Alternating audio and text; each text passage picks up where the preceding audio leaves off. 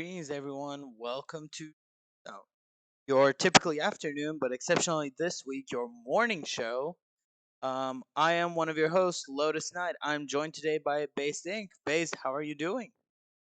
Doing well. A little early here, so still catching up. Yeah, it's early morning. I hope everyone has their eggs and their coffee with them. I just had coffee, so I'm fully electric right now. And I think we have an insane match today. Yeah, this is gonna be a really fun one. Yeah, Avi versus Berserk is one of the best matches in Pro. I feel just the level of these players is nuts. Yeah, Berserk's at 25 legend, taking on Avi, sitting at bronze 3, but Yeah, uh, that's yeah, not indicative of anything going down. Avi's one of the best players in THL, so this is gonna be a fantastic match. yeah. I am so excited. So, just a quick reminder: Pro format is open decks and conquest. So each player needs to win once with each deck, except the deck that is banned. Speaking Huh? of decks, why don't we take a look at the decks they submitted since we know what they are? Yeah, let's do that. So Avi came in with the warrior, the bomb warrior, the survival druid, the Librum paladin, and Galakron priest. Any thoughts on these decks, Space? All super clean decks. We're gonna see in a little bit that Avi and Berserk's Bomb Warriors are off by one card. So, maybe that is the list you should be playing or something close to it. Love to see the brooms and the druid as well. Um, Yeah, the broom called an absolute blast to play. Very powerful. Very. It's gonna be really fun to watch that one. Very skill intensive. And I really like seeing that very low to the ground priest. I really like all of these decks. yeah. Um,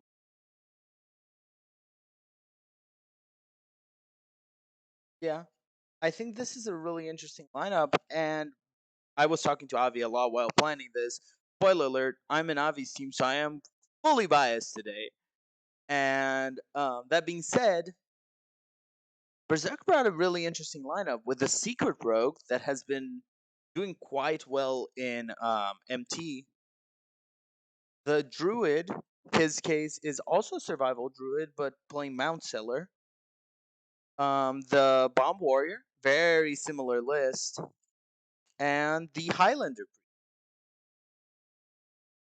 I think these are interesting choices. Yeah. Uh, you know, I all powerful decks. It's really a pretty wide open format at the moment still. Um, Yeah, and again, we see brooms in the druid. Like it just tells me that you should be playing brooms in your druid. yeah.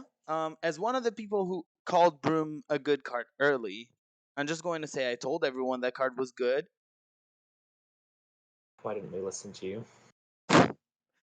I mean, I also called Secret Passage broken, but I think everyone did.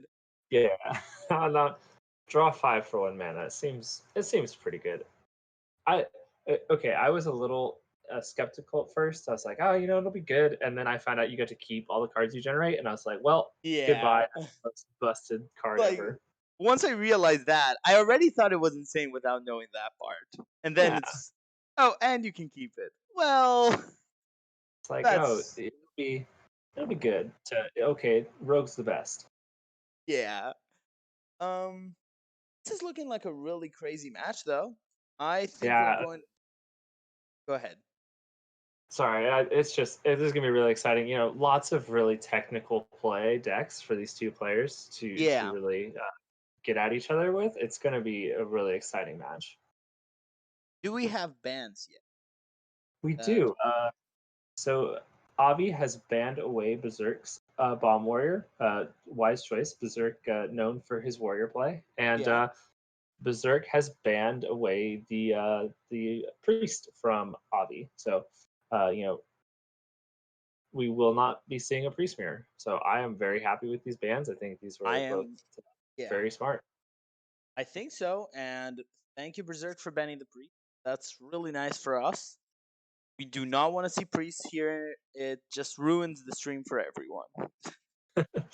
I don't know about that. I think priest mirrors are quite interesting, but it's a really good clear. He didn't see any weapon removal, so in the priest, so you could assume that bomb warrior is going to be Avi's ban, making it quite strong into both the druid, and I think it has an edge over the Highlander priest.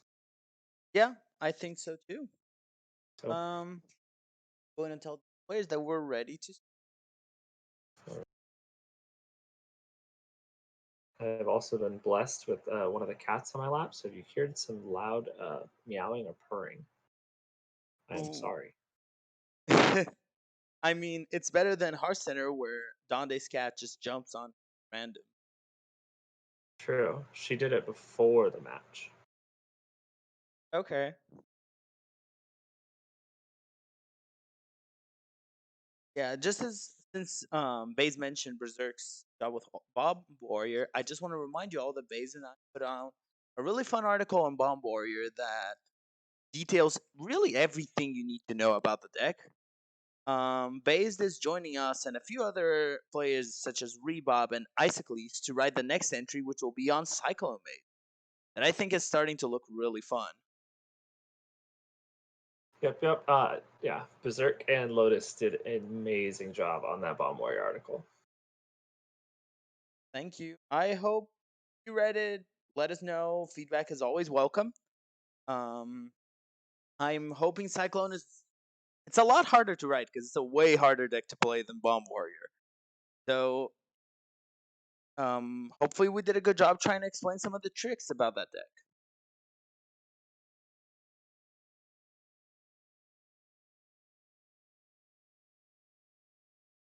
What do you expect them to? I wouldn't be surprised to see Druid from either side. I think actually probably a Secret Rogue queue from Berserk and possibly a Warrior from Avi. But they are in, so we get to find out. Yeah. Yep.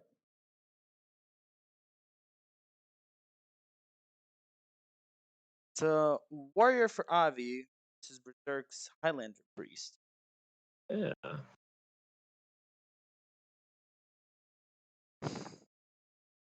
Don't think we expect any keeps here from Avi's side.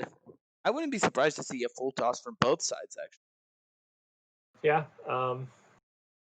Probably looking specifically for weapon removal as Berserk. Yeah. If you stop the weapon, you stop the entire deck. So How much weapon removal is Berserk playing? I believe he's playing Ooze and Sticky Fingers. Let me Okay. take a peek. Yeah, he's playing both. Yeah. So if you're playing two, I think pretty sure you hard mull for that and Zeph in this matchup. Yeah. If you have those, you take a raised debt, so you have them again. Yes. But Avi is playing the I believe double Horde Pillager. Yeah, he is. So Sticky Finger is really important. Because he can get Sticky, can't res the weapon. True.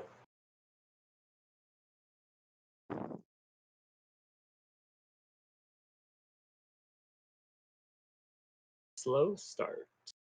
Yeah, it's going to be a slow start. I don't see them doing much. Berserk That's doesn't have a 1 or a 2, so. No. No battle rage, so no reason to hold an armor up there.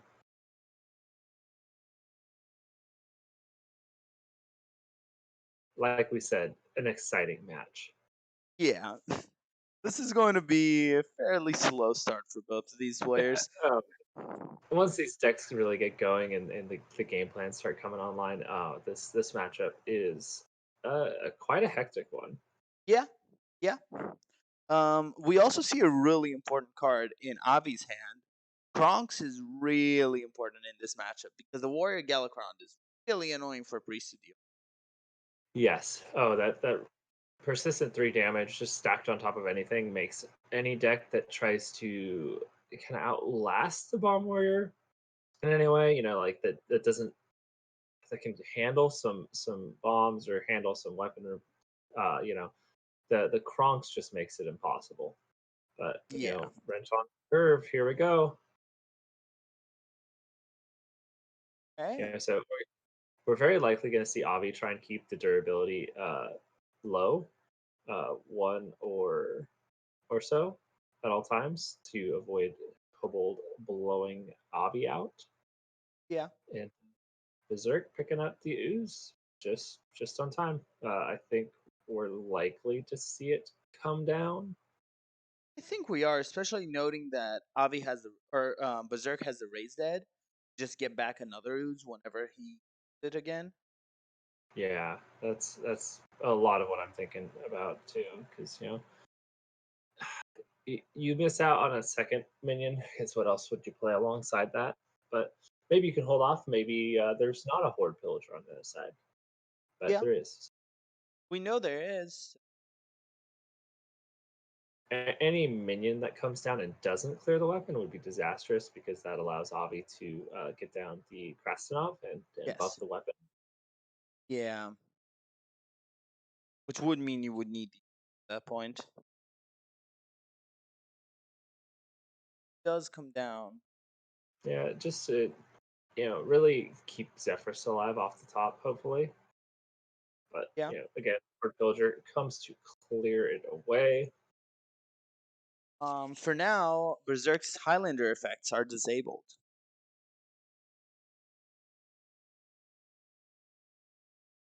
Let's see if Berserk wants to just get back an ooze. Could I'm not. even go slower.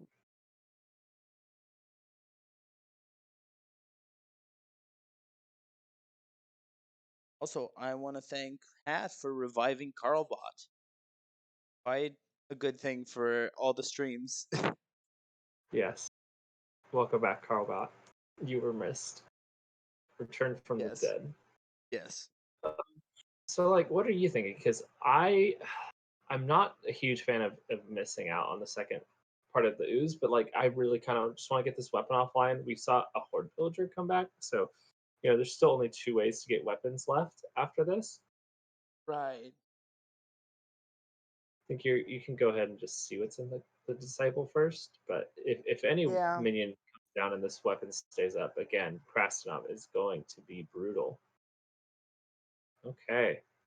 So we are going to see a Castanon. It's going to be really big. And now with a Galakron pickup, that means Now that with the the Kronks is going to. Oh, right. Makes things really scary here. yes, it does. And then a Dr. Boom pickup. Oof. There's a Dr. Boom on curve.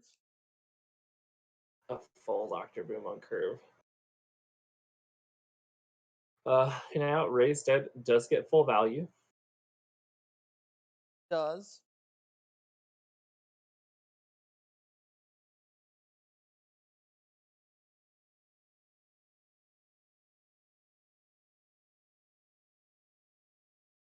We are also seeing another wrench. Another wrench is really dangerous. At this point, it may come to that Berserk's Highlander effects are offline until he's dead. So could have a Bloodfen Raptor. I'm not sure if he is playing the Dragon Queen. So Instantly do. He isn't. yeah, I do like the choice not to include it. It's just an extra expensive minion that you don't really need. Oh, look at this. Interesting choice. I thought he was actually going to coin Lucia for a second. I'm like, genius play if you know he has the weapon, but don't know Yeah, if you but always wanted. take a bunch of stuff. They race dead, and you miss out on yours ooze coming back to hand.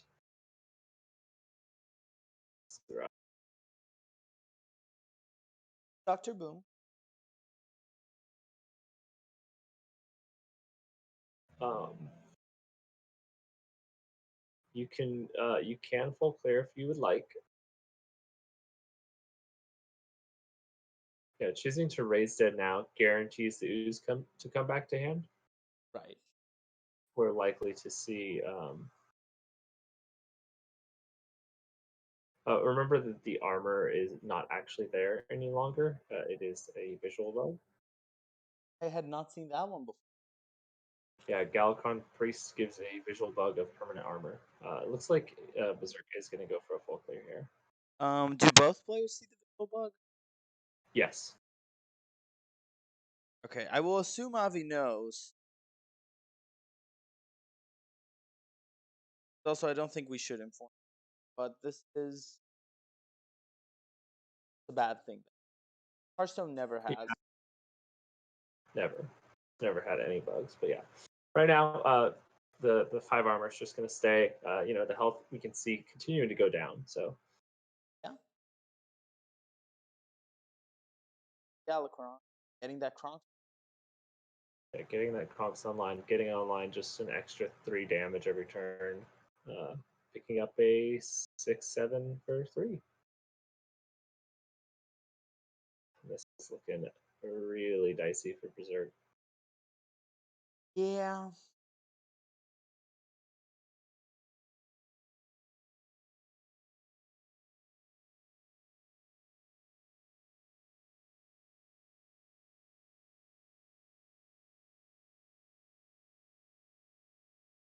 Not sure.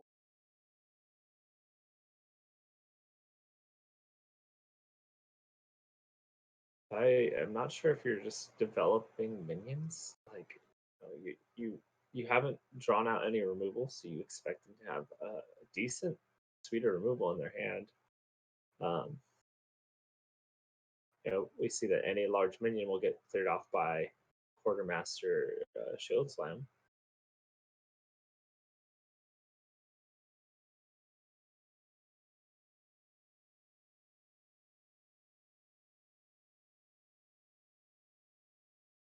It is looking like just gonna play out some minions and start trying to pressure Avi. Yeah.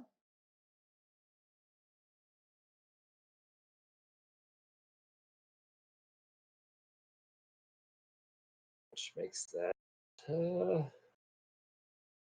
Really close. yep. If the wrench and the hero power go face, one bomb kills Berserk there. Avi knows that. Going with that plan. 4 bombs in deck, 22 cards in deck. Bad odds.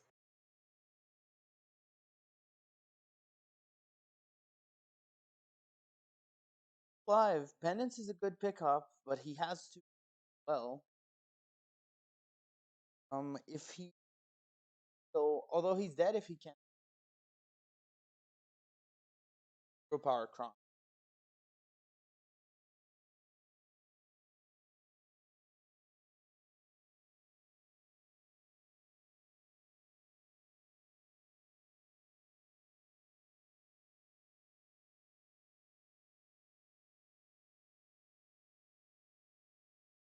It's actually Berserk's best play here.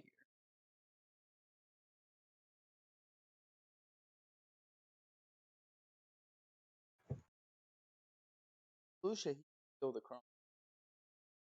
He can steal the Kronks and he can heal up himself. Yeah.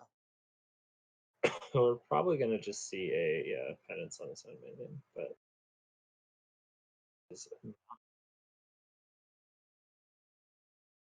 okay.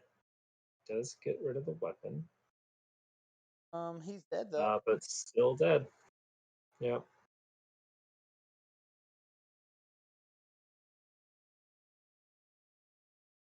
Knows what the place is.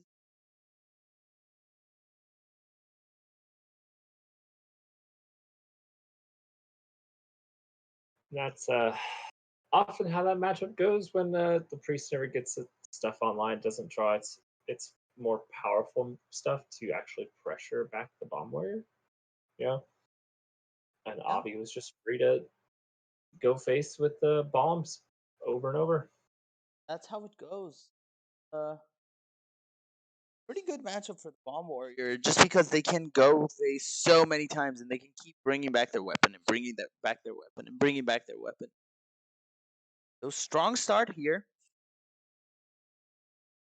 Not that we expected the Warrior to have that much trouble going through.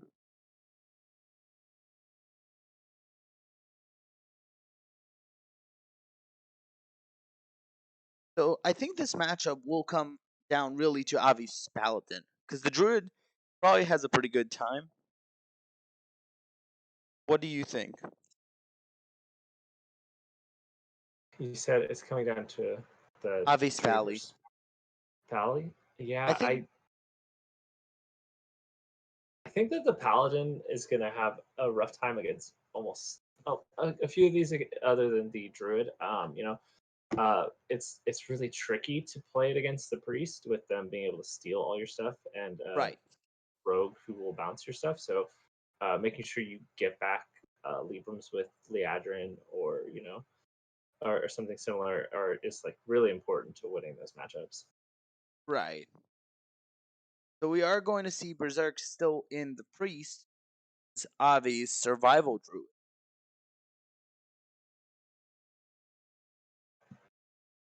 Yeah. A really rough matchup for the Druid here.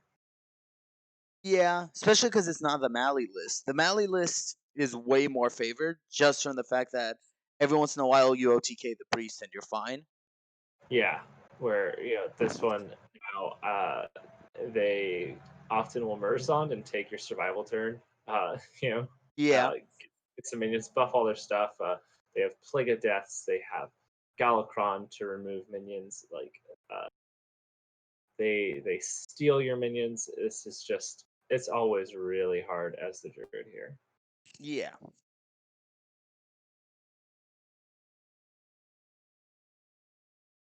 Both players full mulling. There's the broom. Also nature studies.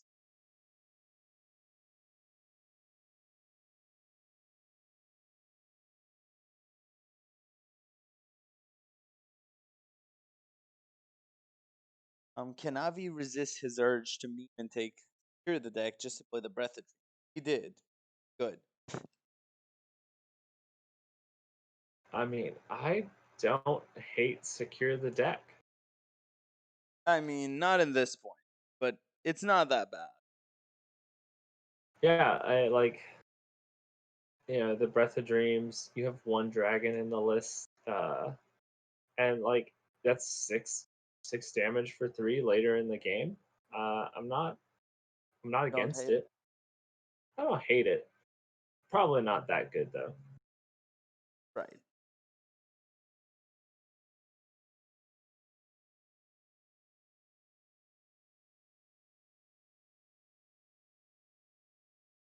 Going to see an illusion.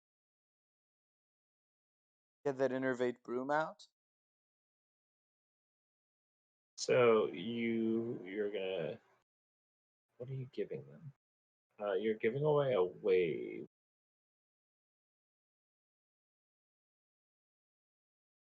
in the Wretched Tutor. Well, they can only play. No, they can play both. So I don't know if you would.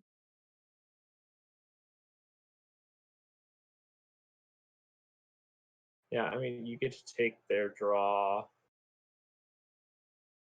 They're drawing into your hand.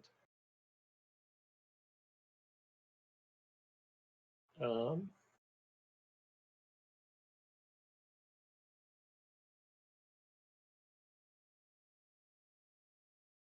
Another awkward turn. Yeah, Because they're no just great. not drawing. Yeah, Berserk is looking for a way to steal the teacher's pet, but there doesn't seem to be any stealing cards in hand. Yeah, or just like a cheap minion that either gets a little bit more value or something. Everything is in hand is either late game or for a different matchup. Right.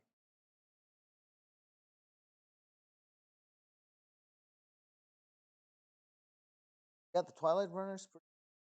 Card draw is what obvious looks. So this match very often comes down to a single minion called the Sarah. So whatever can get Avi closer to his era will help a lot. Yeah. Um, another awkward turn again. Anything you throw out's going to get eaten by the board. But you Yeah, don't really want to take 9 to the face. I mean, what I would want to see happen is actually coin Lucia into the wild growth, but he doesn't know Avi has that in him. I mean, you're giving away. We're Like giving away a now, lot. Avi gets to choose between your Kronks or your. I guess your Kronks will draw you your Galakron, but at the 6/6, and Yeah, or taking Soul Mirror, like that is. yeah, one of the best cards in the match. I think you're right.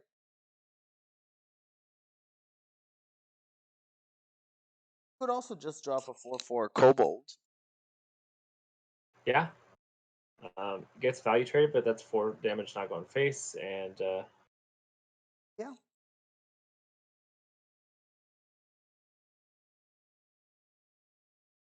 you got bigger problems than getting value traded. for sure.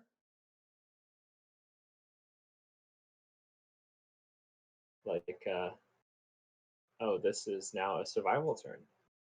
Yeah, Oof. I'll be finding the early survival to kind of not have to worry about Berserk getting to clear and remove and steal all of his things. yeah. Hands a week after this, but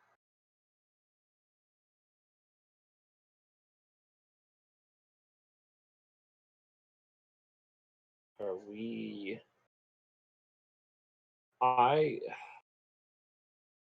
because we have to answer this, right? Is this a Kel'Thuzad Shadow or Shadow or Death or a Soul Mirror turn? Mirror lets them have their turn. So, Yeah, like you're okay. Okay, I and that like this. pressure broom so good into. Yes, I think my worry was if they just keep going, they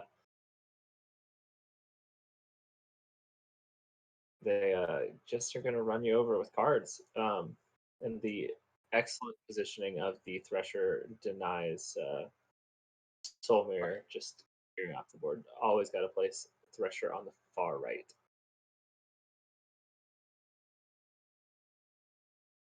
Oh, I Oh, know. That's that is huge. enormous. That's huge. Oh man, this might be lights out for Berserk. Yeah,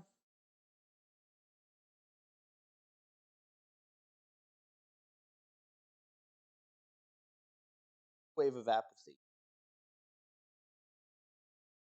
Basically, need whatever you can survive.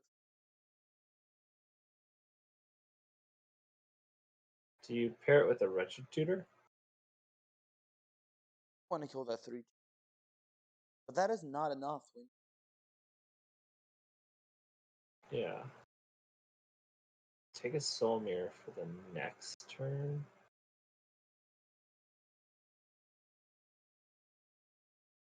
If he's going to wave of apathy and not clear, that would mean he loses.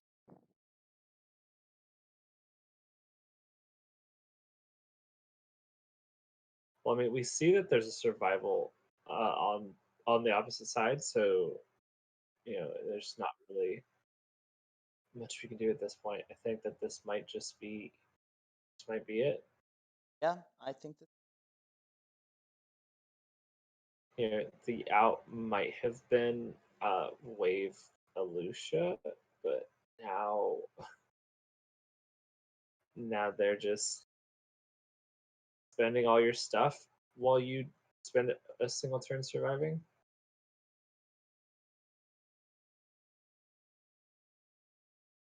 Yeah, we're going to see Avi close the game here. Rival. It can sometimes get there. Yep. Yeah.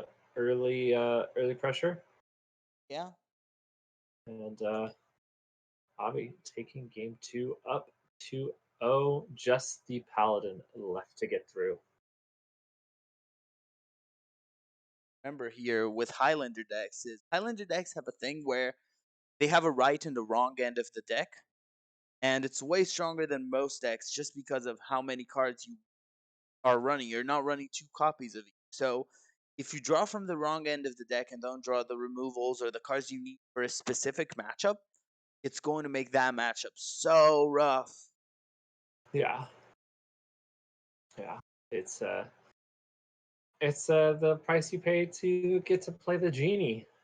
Yeah, get the genie, It's, you get DQA, but it's expensive. it's that monkey's paw wish, you know. Yeah. And a secret paladin or secret rogue queue. I really like this. Bouncing anything for this druid is extremely rough. Yeah, the paladin really doesn't want to rooms. The paladin really doesn't want to face rogue. No, no, it does not. Or tempo mage. I played that matchup yesterday in my pro match, and tempo mage is so good into Libru. Yeah, they do not like being devolved or frozen or burned or infinite cards. They don't like any Yeah, of those things. no, no, they're not good at dealing with it.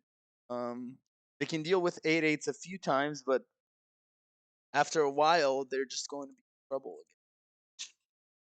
again. Yep. We do see the amazing paladin start with either first day of school or just Aldor attendant. I think he starts with Aldor. And then we'll probably get to see if he wants to play the 1 mana coin. Very powerful card.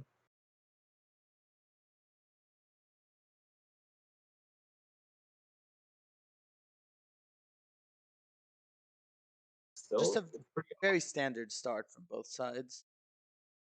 yeah. Um, really awkward hand for Berserk though. Yeah.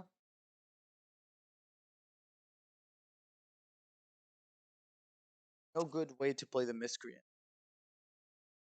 I think we might just see a hero power um, take off the divine shield and a value trade on the 1/3. That would also be good against. The other option is just playing the dirty tricks to make sure he doesn't play Hand of Adal or the yet. Yeah. You probably want to hold plagiarize. I found plagiarize is best used when you're even or ahead. That way you can get everything they use to catch up or get ahead. Yeah. Yeah. Because they can't then afford to take a slow turn. So in like this position, if you just go dirty tricks, they can just go play one card, clear off your minion. Yeah. Especially playing Salhet's Pride and Plagiarize. You really don't want Salhet's Pride. Yeah, I think that it draws you nothing. Yeah, no. So it really doesn't help your game plan. It's a nice 3 mana 3/1. Yeah. There is no weapons in this paladin. Well, there's a 1/4, but that's a 1/4 weapon. So I Interesting don't. choice of playing a Ooze in the Rogue. I think that was Berserk knew that he'll be leaving a bomb warrior, so wanted Yeah. to improve that matchup because that's another one that's rough for this rogue. Yeah. So I wouldn't be too surprised to see a dirty tricks and probably the 3/2 come down. Yeah, I could also see just dirty tricks and hero power. Yeah, that's also completely fine. I think you want to put them on the back foot a little bit. I'm not sure if that is correct. Having tempo is better than having a whip. So I think the 3/2 is better, but I wouldn't have hated the hero power myself.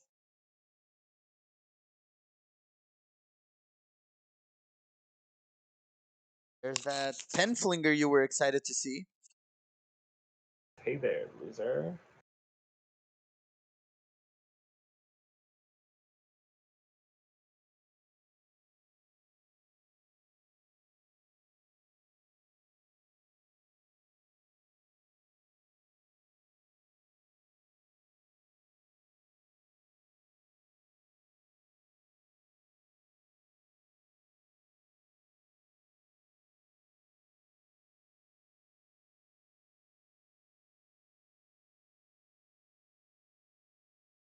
I'm I'm interested in his choice to open with that,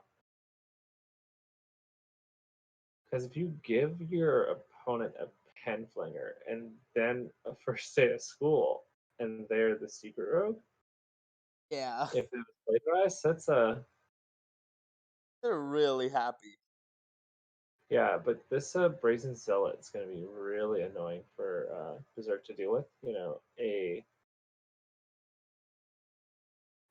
backstab hero power still is not even ideal because now you're taking 5, and this The stunner here, bad because in this. yeah, really really big hits later on. Um, Yeah.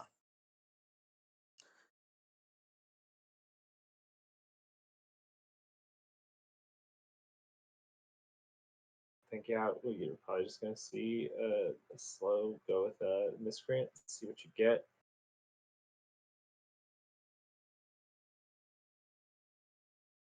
Okay, so Shoot. we are seeing the stunner.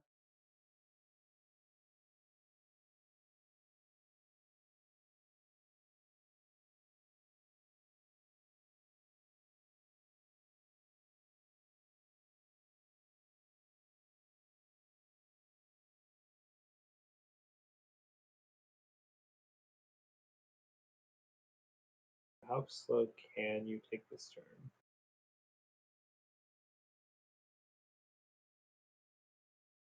I think you can take it slow. I think this was fine. Yeah, I'm wondering how much you want to avoid giving value to a plagiarize at all points right here. Yeah.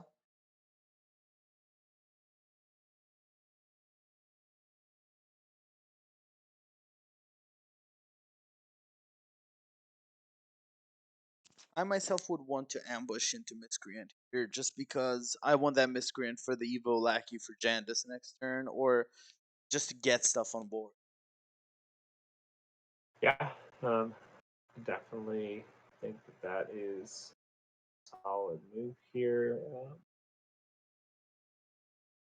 You know, there's a lot of lackeys that can help you, like either the rush or the Right. global lackey. Huge right here. I'm not start considering questing. I don't Uh, see why this would be a question. I think if you go questing here, you are committing to secret passage afterwards. Otherwise, uh, the miscreant. Yeah. So this is going to be to the wire. Berserk kind of waiting a bit on the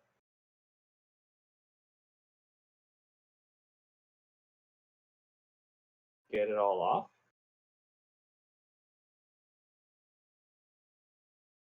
Choice not to go with the fight. And with a stunner shadow step. Oh, and did get off the Dragon's Blade. Okay, the snap hit late. I mean, he had no time to look, but let's. That was Finley, and Zixor, and the and Slate. Like Slate with backstab, kind of strong. Not to leave. Um, is he saving it for a different turn?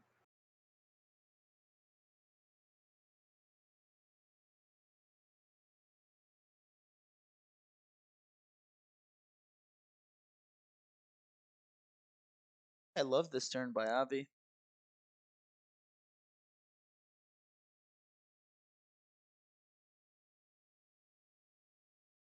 I mean, so instead of having the what would have been what became a 6 attack minion,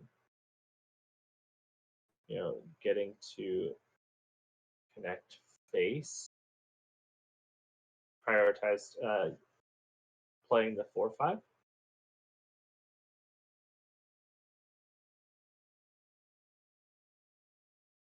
I hit with the flick, which is the worst case scenario. That's probably Flick's best target in the game. So, Yeah, don't want to lose your 4/5 Divine Shield that easily. That card can cost 0 so fast. yeah. Considering plagiarize here or an ambush. What? I mean, so Liadrin coming down into the ambush is absolutely brutal. Yeah.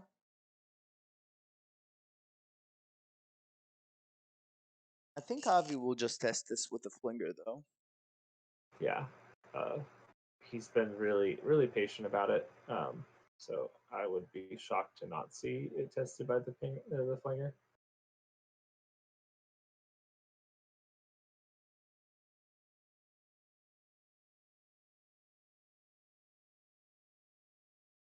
Does want to play the 5/6. Not a great.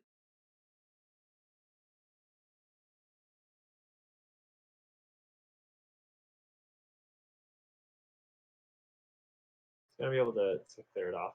Um, Well, he needs to play the Libra. That. yeah, he'll. Well, he doesn't have to because he'll do this and then he'll leave him his taunt there. Okay, so he like alive. Yeah. You've seen one shadow step. Yeah.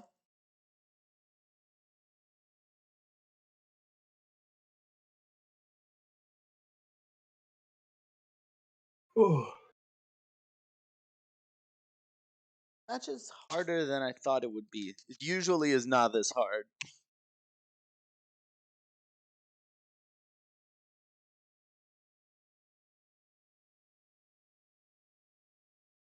Avi's been Avi's been being able to pressure Berserk back and commit little enough to the board and really making Berserk have to respond Yeah. when as soon as the Paladin goes on the back foot here, it's a little gets really dicey really quick, So I think that might be why we see Avi valuing this Libram of Justice in hand alongside the Penflinger. Um, at any point, if he loses the board like he's about to, he can get back in there.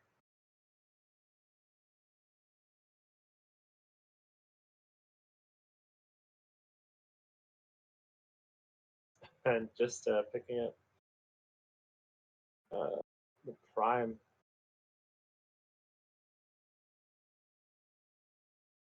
Might see a double Libra. Yeah, I do think this is just a fine turn to play. I think you've seen one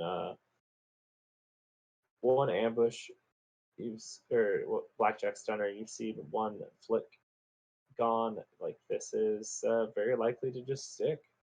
Yeah. It is not likely to stick. No. No, it's not. And Nice just like try. that. Nice try. I think we might see both an Edwin and a stunner come down here. It would make sense.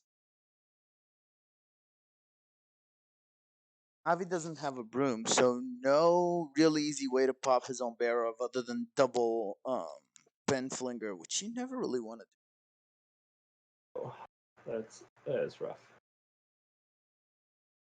Um, Shiv. Yeah. Basically. you're not Give his expecting.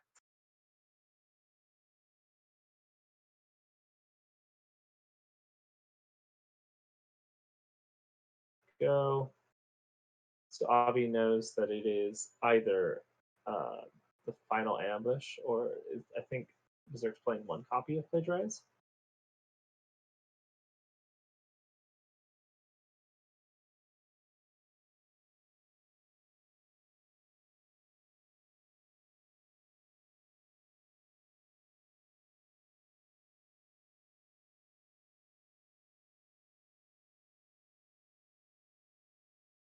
Oh, okay. So Avi knows that this is Plagiarize. There's only one ambush and there's only one Plagiarize in the list. okay. So after this, he knows that there's no more secrets left. So a step on the stunner won't get anywhere. And a big slow thing is not really what they want to play. Well, you can use that to go. Yes. I think that that is an excellent use of that. Everything that goes face. An excellent use. Um. All right. And just like that, Avi's right back in there. Yeah. Go with the power of play. He can go with flinger, triple flinger. I think we're at least going to see the double. Um,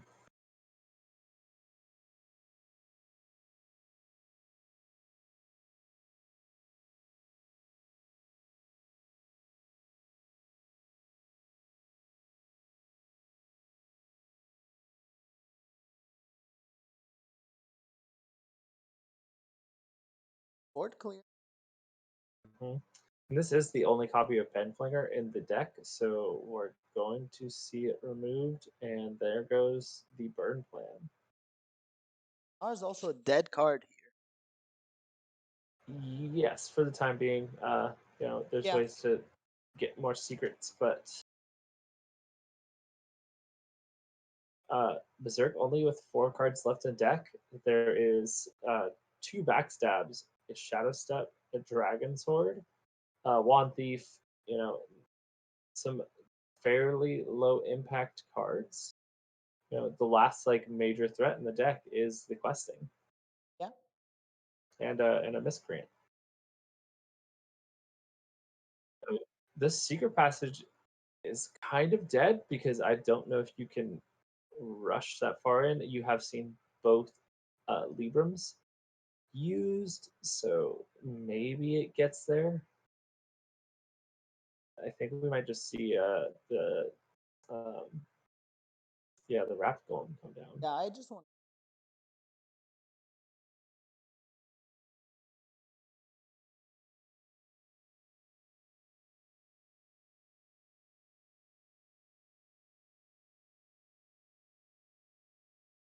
Oh man,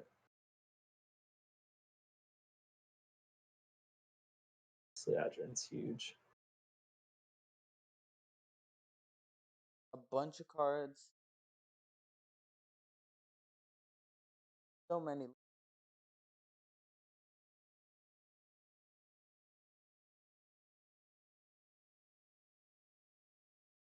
Kill both versus map gold.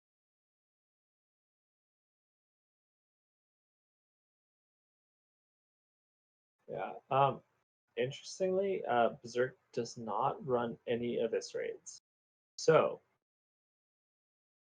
Avi is safe here. I think he's actually just gonna go upstairs with this.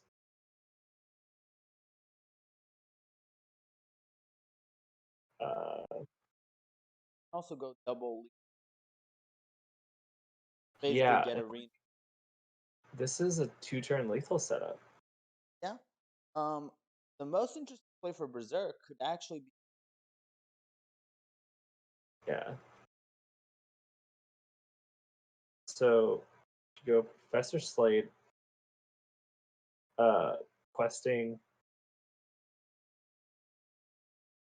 Passage. Passage double backstab. I mean, like, That's your do you goal. do you want to prep that at all? Ooh, I think they're all in it.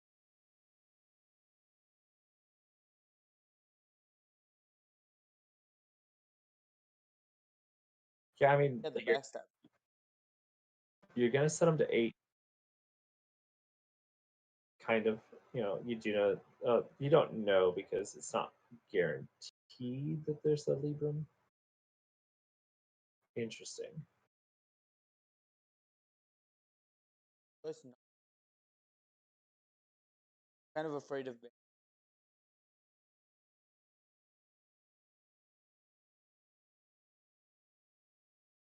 backstab. Yeah. Now he's gonna have to trade off the Liadrin. Oh, I'm I pretty really sure hope those he's. Libras still cost you. Yes.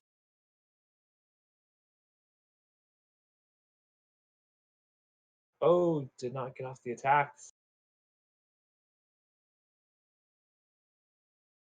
Avi did want that light.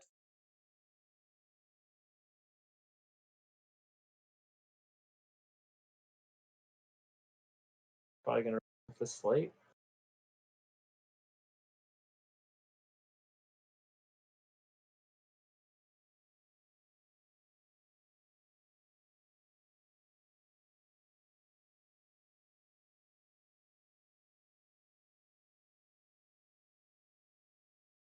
Much as he.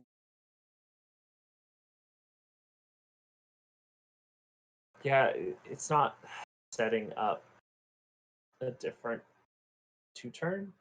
Like it's still the same lethal next turn if you don't like if you just go face here. I guess it makes it so that only one of these needs to connect.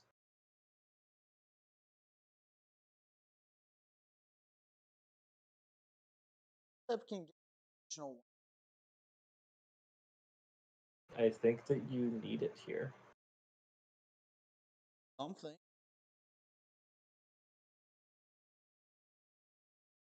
Nova could be. You have options. Yeah, it's hard to see. Kind of cold. Chronicles is solid. Not ideal, but it's something. Uh-huh. Go questing Chronicled Hanar.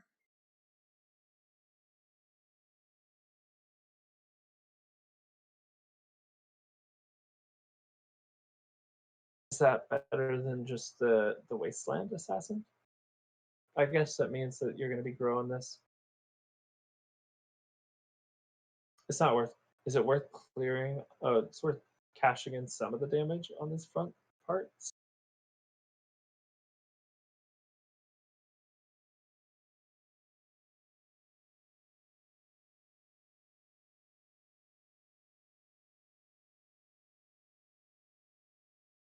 That pyro can clear. Yes, that is all but a full clear. We will leave up a 1/1 Hanar.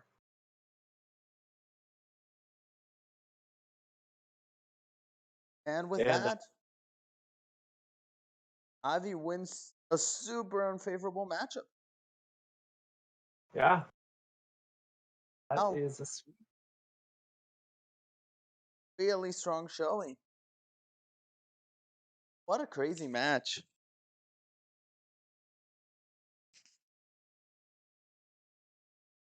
I don't know about you, but this was way faster than I expected. Yeah, I did not expect that at all. I thought we were going to see some really grindy matchups.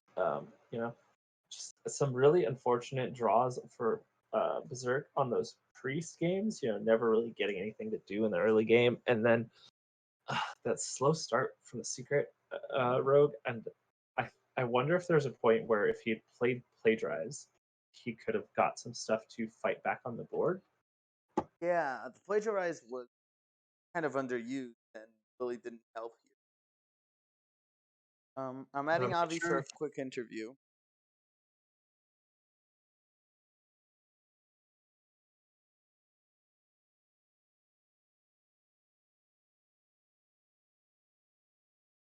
Hey, Avi. Hello. Congratulations. Thank you. This was a good match. Yeah, the first two games, I feel like my play was really clean. The third game, I made so many mistakes. It was very evident that I had not played the deck before. Um, Um, as just the miscounting person, your turns. yeah, as the person who suggested you bring this deck, I told you this was a tough deck to play.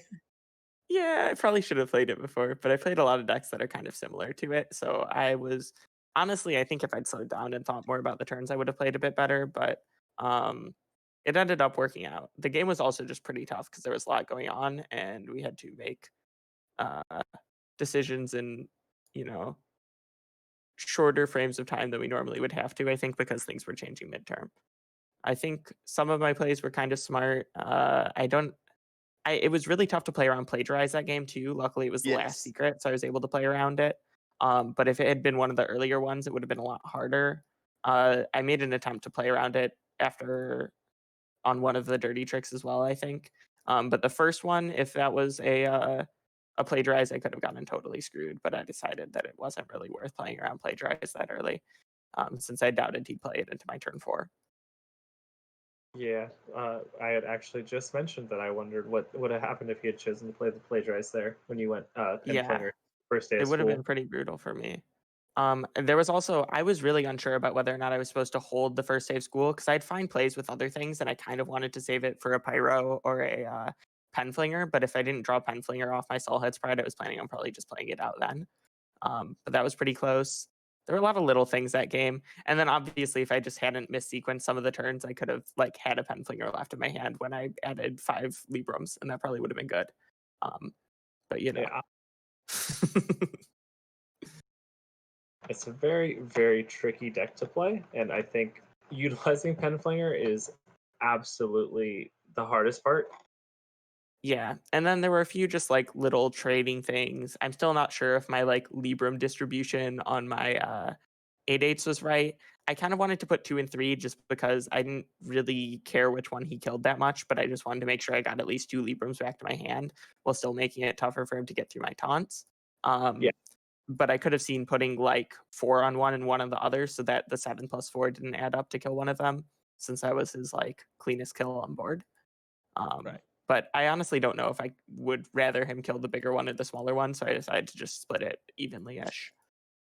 Right. Um, and Um, then actually, when I first put the Libram on my Liadrin on the last turn, I hadn't thought about why what I was doing was good, but I did realize right after I did that, oh wait, now I can play the Librams and kill my own guy to get back another Libram and get 4 clears without having to use my weapon. And then I felt smart, even though I hadn't thought that through in advance. um,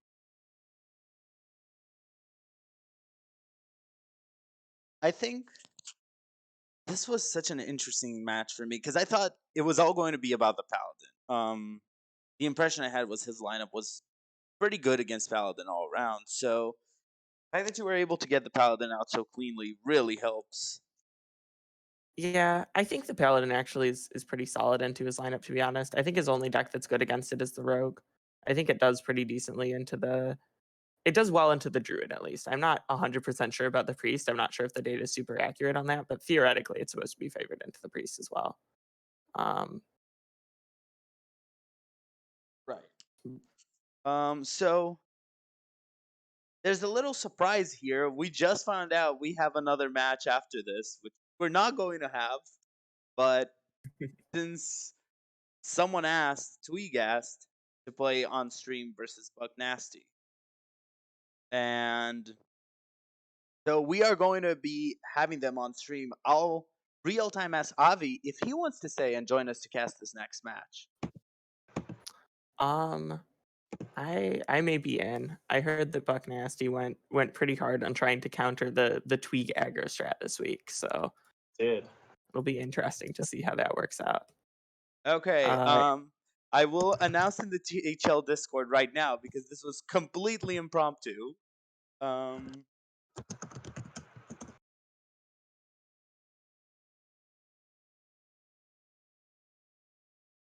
is it starting like right now or Yep. Yeah, in a we're few not minutes? going to take a break. Okay. I'm going to prepare the stream right now while we're talking. Base, if there are any interview questions left before while I can prepare everything. How excited are you about your hero team? Oh, I'm very excited. Well, we got a 5-0 player in the Masters Tour right now holding I down our 1 do. seed, so that's a big one. Yeah, that is not your 1 seed. That is Oh, absolutely. well, he'll be our 1 seed soon. I'm confident. I mean, just Wait, for right isn't now. Darion the 1 seed right now? I think he went up to the 1 seed. Oh, he did. Okay. Yeah, Because they both were 'cause starting he's with new PRs, right? and we have the 5-0 player in the Masters Tour playing against Corbin in the 1 seed to determine our match against the Wild Aces right now. It's tied up 10-10. Nice. Oh well, he's gonna be tired after destroying True. everyone's DMT That is today. a very real thing. I Yeah. will say, after Masters Tour Arlington, I did play like 2 THL matches Sunday night or something. Or no, I think it was Saturday night. But yeah, How'd that was those they went pretty well. It was definitely kind of funny though, because I was like walking around out of the stadium, and I think I had to pause. I had to like sit in a diner and like play the match because I couldn't get back to my apartment in time. So it was a little bit of a unique situation, but it worked out. I do Yeah. think I won both of my matches that week, so clearly it was just a good strategy, really. go? It's not just that you're insane and just can't be. I mean, I Apparently. think part of it also was that I got really frustrated when I got knocked out of that Masters Tour in the last round of day 1. So then I like spent a ton of time like Friday night grinding ladder, and so I was like in the zone For and which Saturday, Masters tour? yeah. Arlington. Mm-hmm. Was that the one that I was helping you prep in the Discord?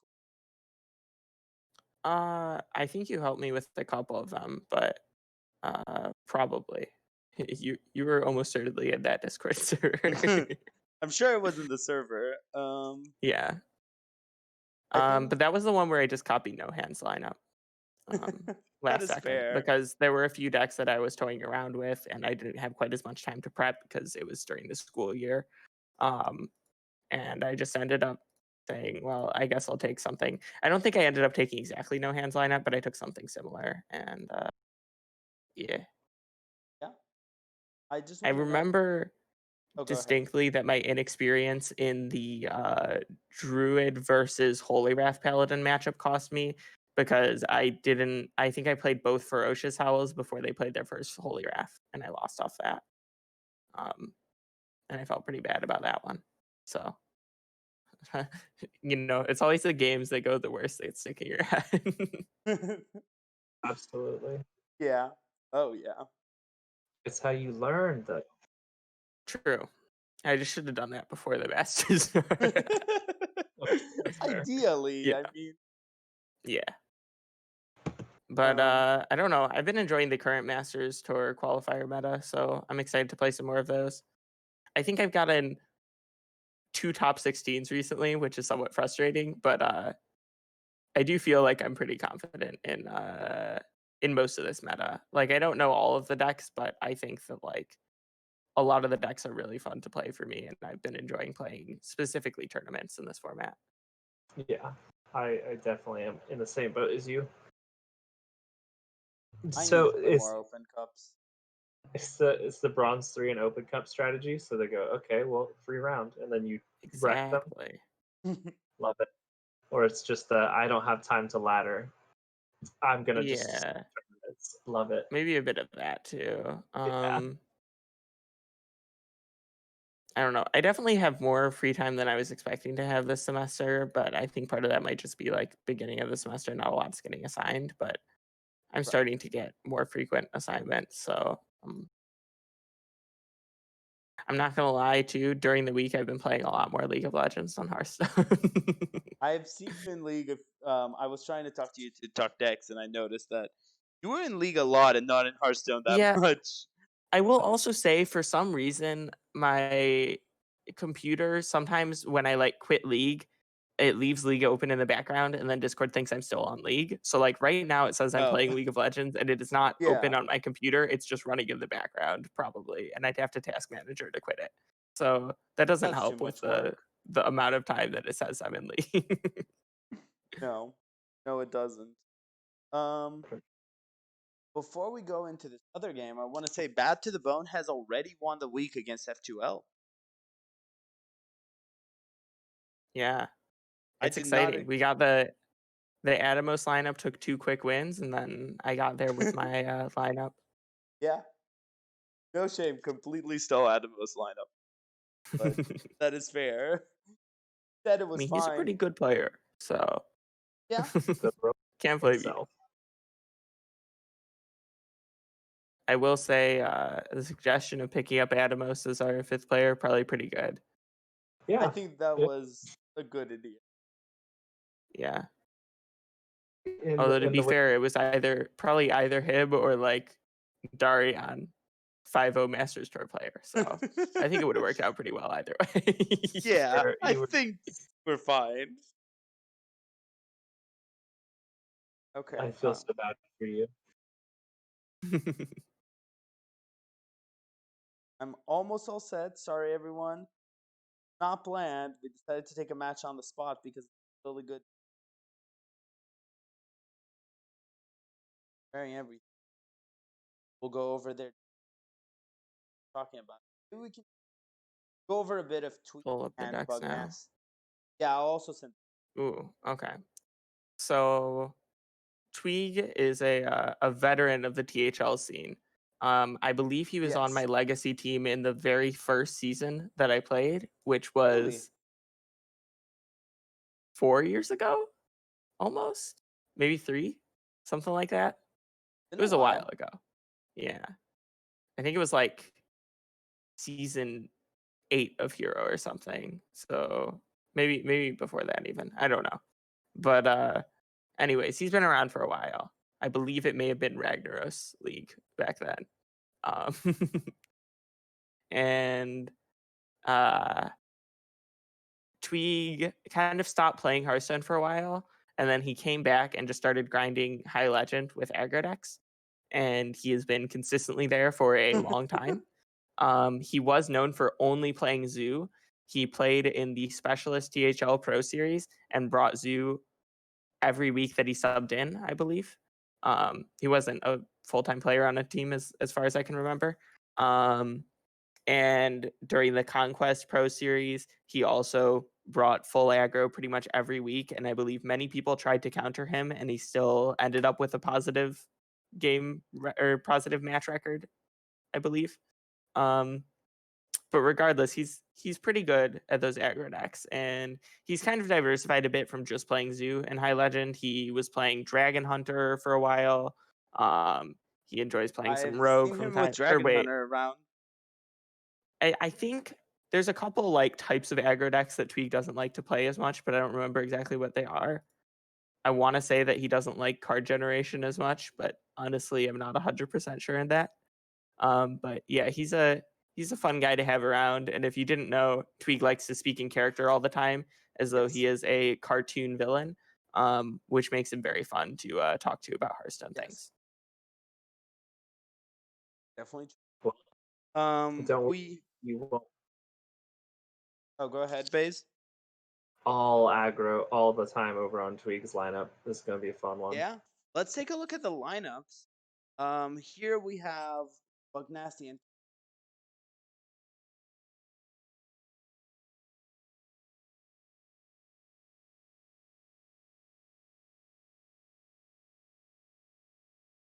And for BuckNastyZB, I believe that he is a professor in college, and I was introduced to him through Fosho. They're buddies who've been playing Hearthstone together for a long time, and he enjoys playing like a diversity of decks at High Legend. I don't think he has like one defining set of decks that he enjoys, but it looks like he was tipped off as to Tweeg's tendencies this week and went pretty hard on trying to counter aggro, given that he has the the Wild Pyro Apotheosis Priest, similar to me. He's got the Soul Fragment Demon Hunter, the Enrage Warrior, and the Broomstick Paladin, even with additional Imprisoned Sun Gills to beef up that early game.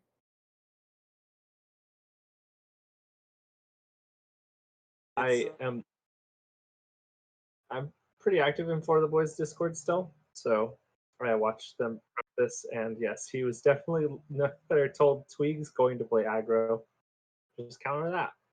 Yep. The interesting thing is always figuring out what Tweeg's favorite aggro decks of the moment are, and then trying to counter those, because especially in metas like this where you can play aggro decks that really can play slower long games if they need to, it can be a little bit tougher to figure out what's going on. Doesn't really look like Tweeg went for that much this week. As I said, I don't think he's a big fan of card generation, so he's got a lot of very straightforward, just hit you in the face aggro this week, it appears.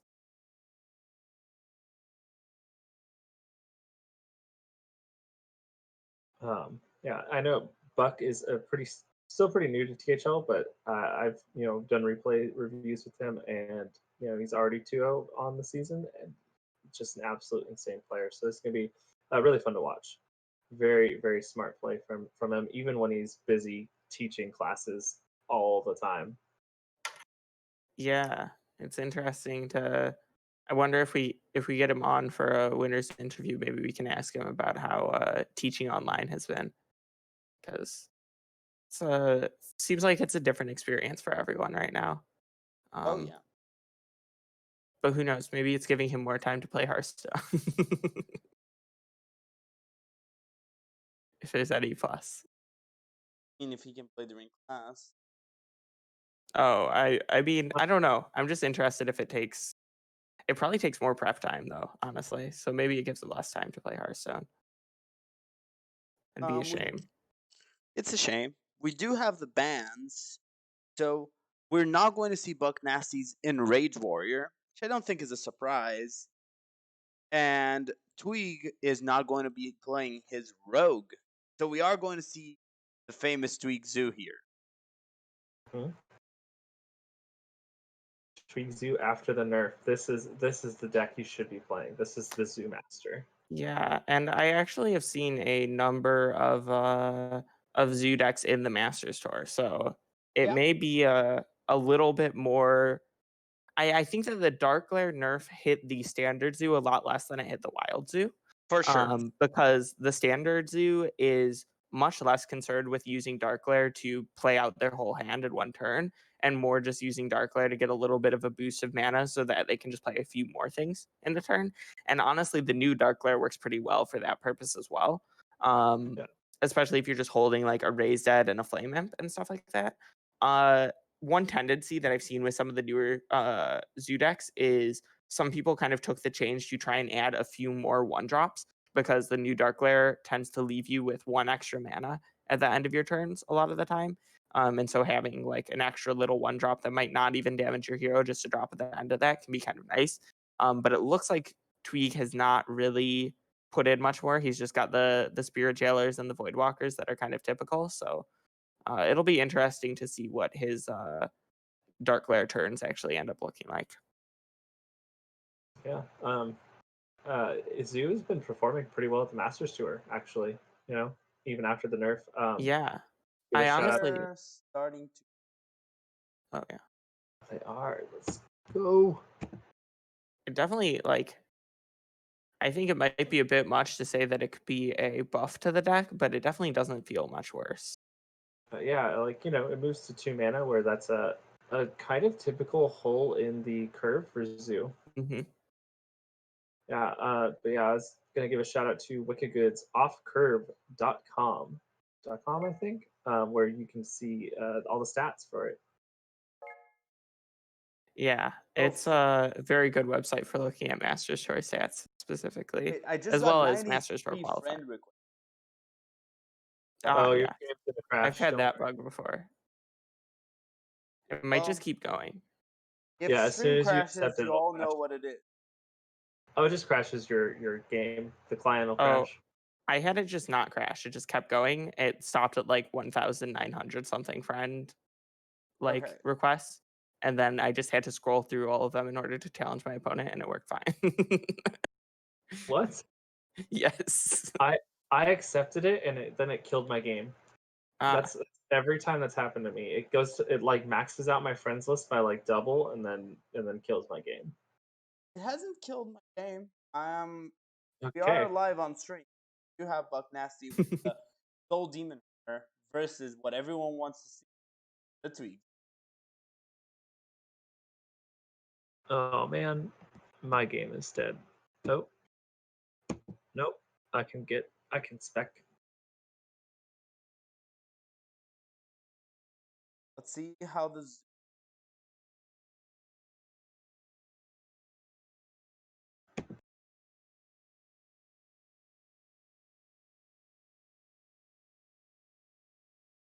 Not to start looking.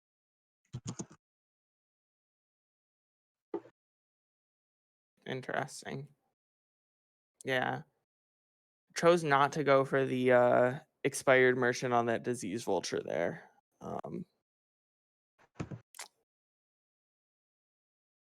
I would have expected him to go with just getting more vultures. Yeah, I wonder. I know a lot of lists of Zoo were only playing one vulture specifically for the reason that having the second vulture almost never is good. Yeah. I suspect we might just see the spider tank played out here, although it feels really bad with 2 soul shears in hand. Yeah. Yeah. This is not where Tweeg wants to be right now. No, this is also not an easy matchup, I think. The Demon Hunter Yeah, it's definitely a tough one. it has really good game against Zoo. Yeah. And And especially already seeing that Blade Dance in hand, that's a very key card in this matchup because one of the weaknesses of the new version of Demon Hunter is it has a lot less AoE than the old one. It only has the Shard Shatter Mystic as opposed to the Immolation Aura and the Chaos Novas that it would sometimes run. And the Shard Shatter Mystic, of course, you have to set up a bit, although it's not super difficult to do. But having that Blade Dance is something that can do a bit more damage, especially with no Moarg in the deck, can be really nice. Right. And we do see the Disease Vulture played on curve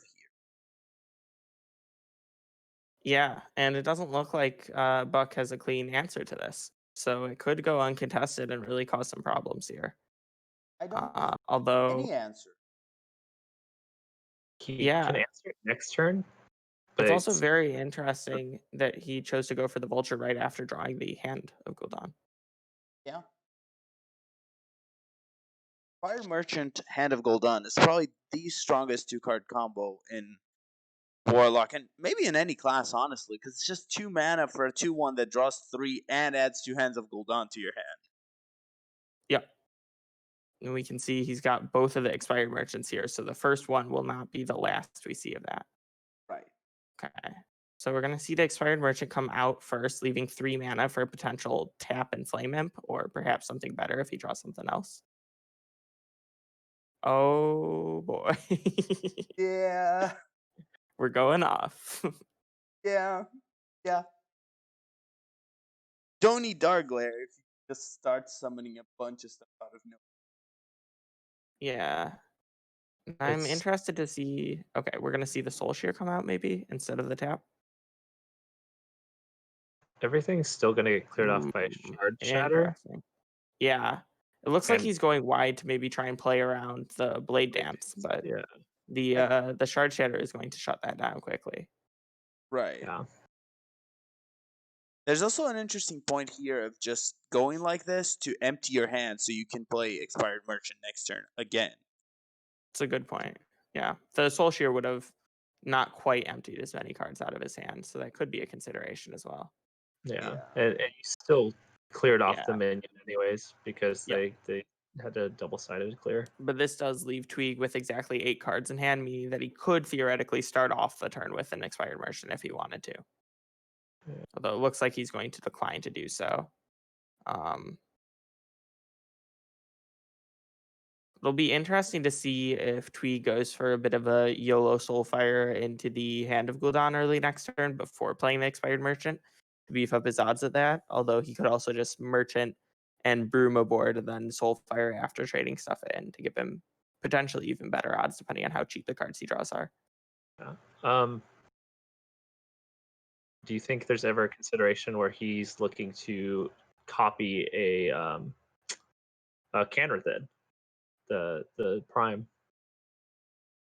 Ooh, I think that at this point, Tweeg just needs to kind of continue committing as much to board every turn as he can, and it's just much more important to kind of go all in on developing boards every turn and just trying to stay ahead. Because if you ever fall behind in this matchup and start letting them go face, that's where the game starts really slipping away, I think. Okay, yeah. Looking like he's trying to get a discount on Flesh Giant with the Expired Merchant, possibly? Yeah, that's what. Wait. Broomstick first. Oh, okay. Okay. Huh. Not risking Very interesting. play it. Yeah. I was kind of expecting the merchant to come down this turn anyways, just to try and set up the hand with a ton of hands Right. Yeah. for the Soulfire. Because now he's not going to be able to trade off the expired merchant right away with a broomstick, which means we might see him go for the 2 and 3 Soulfire, which if it discards the merchant could be very bad. At this point, Buck is quite ahead on board and has Yep. tons of removal in hand. Oh, and he might have hit it too with the giant if there was another. Okay.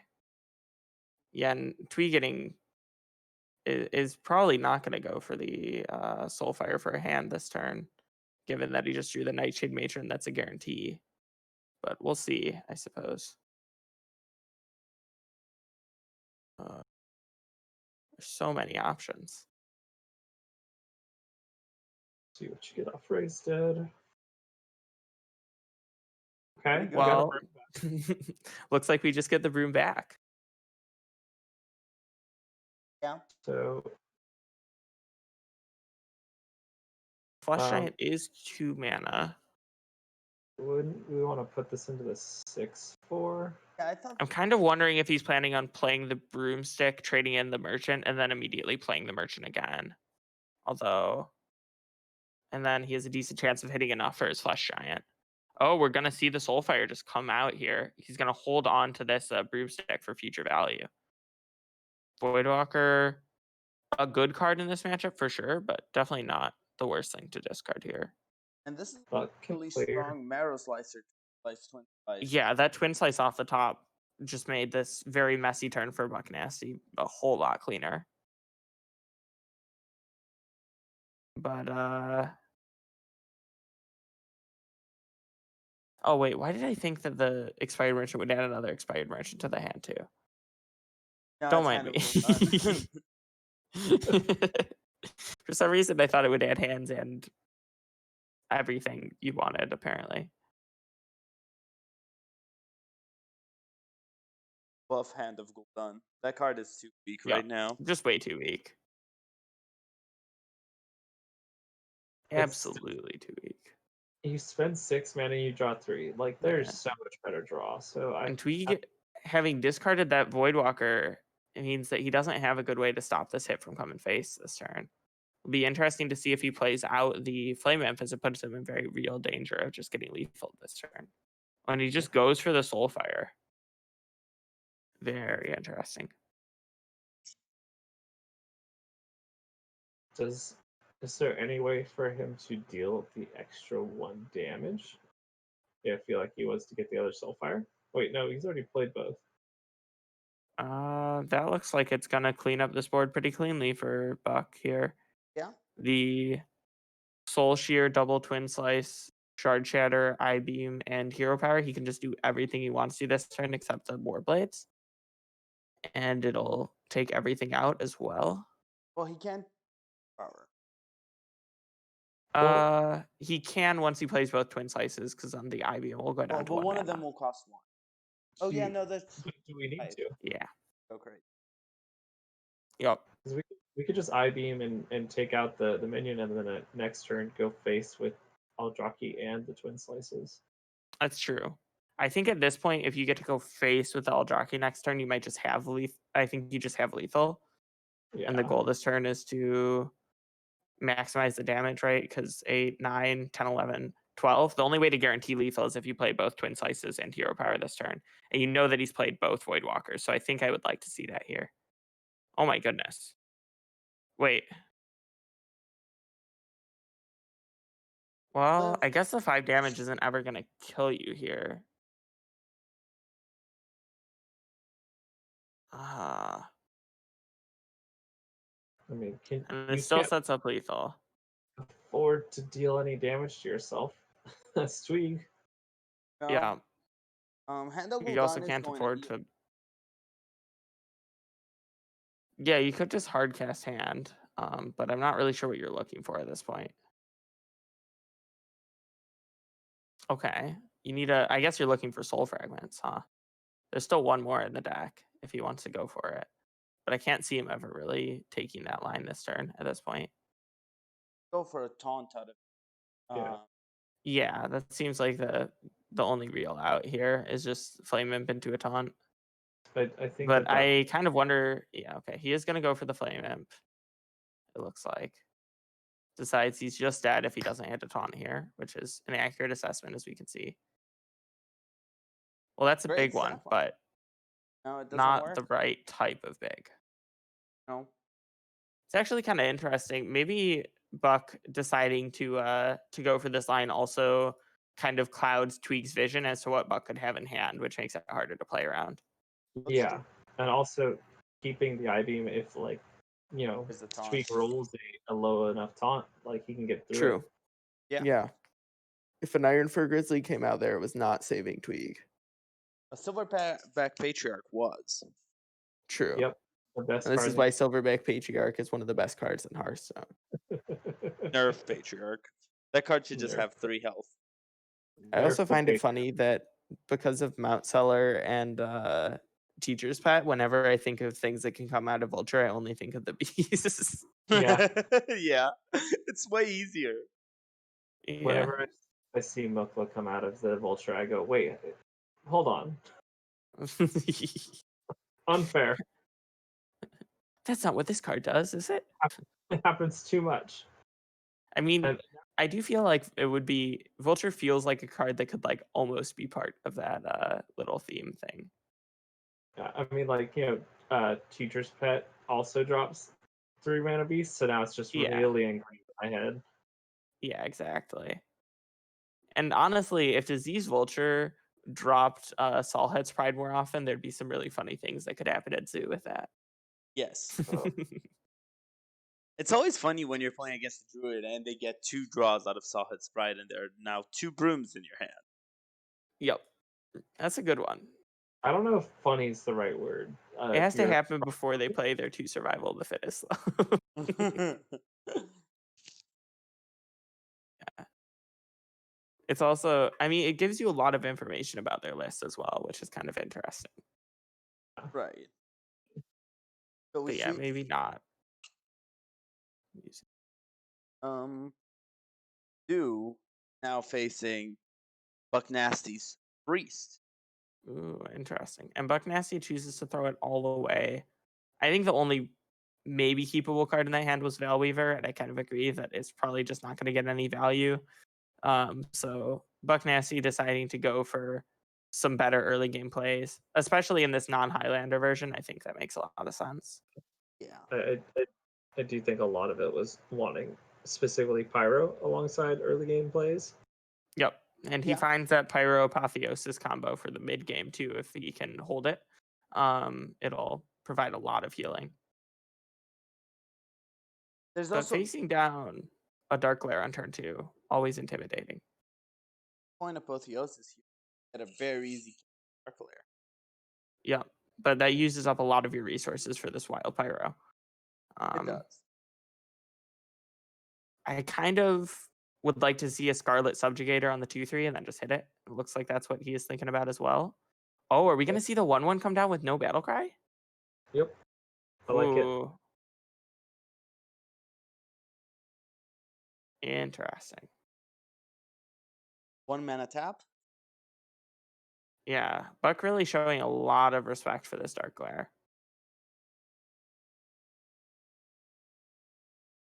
But as we can see, Tweeg already has this this raised dead in hand to just pull back this Dark Glare when it dies.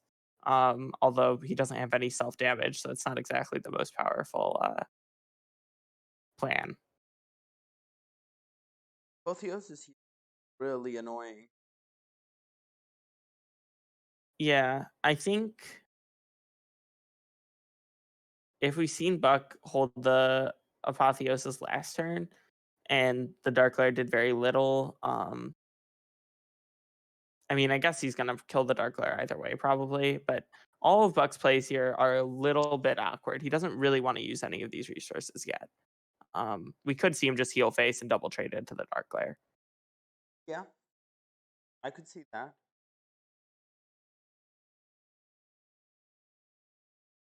I think even if just because of tap, you probably don't want to leave it up.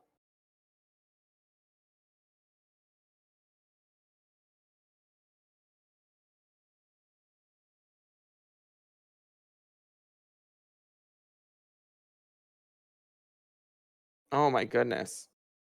And Buck thinks otherwise.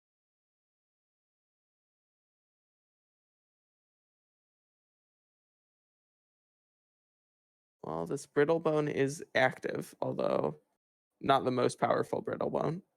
But Tweeg decides to go for it as he doesn't really have any other plays. Buck does not get punished at all for leaving this Dark Glare up, really.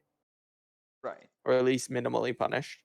And now he has a chance to maybe go for a steal on it with his Squall Acolyte, but it is a 50-50. If he did pull it, then Raised Dead would not even be available to pull a Dark Glare back. It would instead get back just Spirit Jailers, which doesn't sound very powerful to me. Could also But give you a brittle again, bone. yeah, if the brittle bone dies, but it doesn't look like it would be poised to die on that board anytime soon. Right. Might just be a 2-4 pass. Yeah, it could be. Holding this coin for the Wild Pyro might just be better. Or for, some turn where you'll use the extra mana. Ah. This turn is just getting more and more interesting.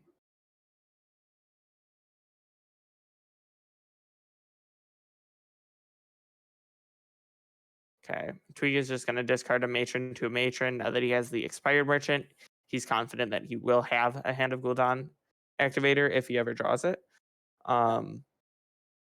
Decides just to send it all in. I think we're looking to see just a death heal pass here. I could see that. He's been taking it so slow that I don't see him doing anything else.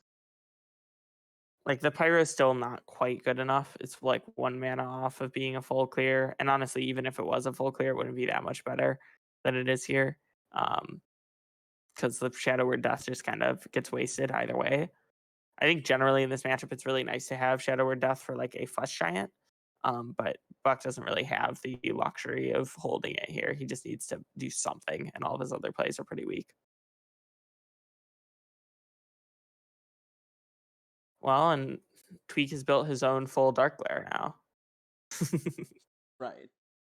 It's all powered up and ready to go. Okay. Oh, that's quite the draw.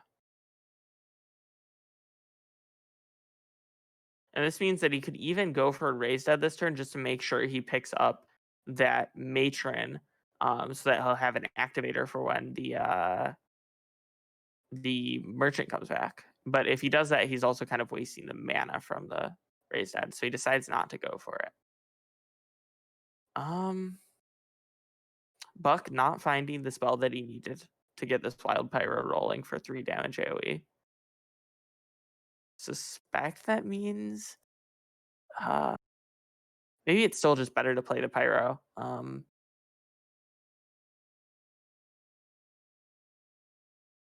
It's a very interesting turn. Yeah, I think we're going to see the Pyro Apotheosis coin and heal the Pyro. Yeah. You got Soul Mirror left over to clean up whatever comes next. Yeah. Although the vultures will be annoying. There is some temptation to play the Sethek before the Apotheosis, but then you can't coin after Apotheosis and you like lose a ton of healing. So I don't Yeah. think we're gonna see that here. If only for the loss of healing. Oh. Never mind. No, not caring that much about healing.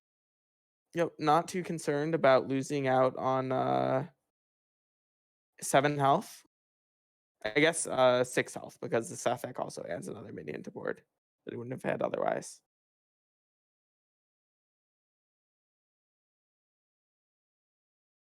I like using Dark Lair this turn to get a ton of value with.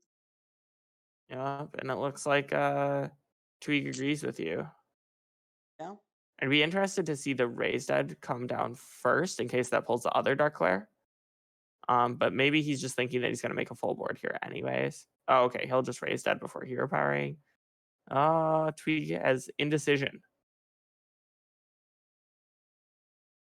He can trade in these minions to make more board space. Is always an option. But he'll also be giving some pretty good healing.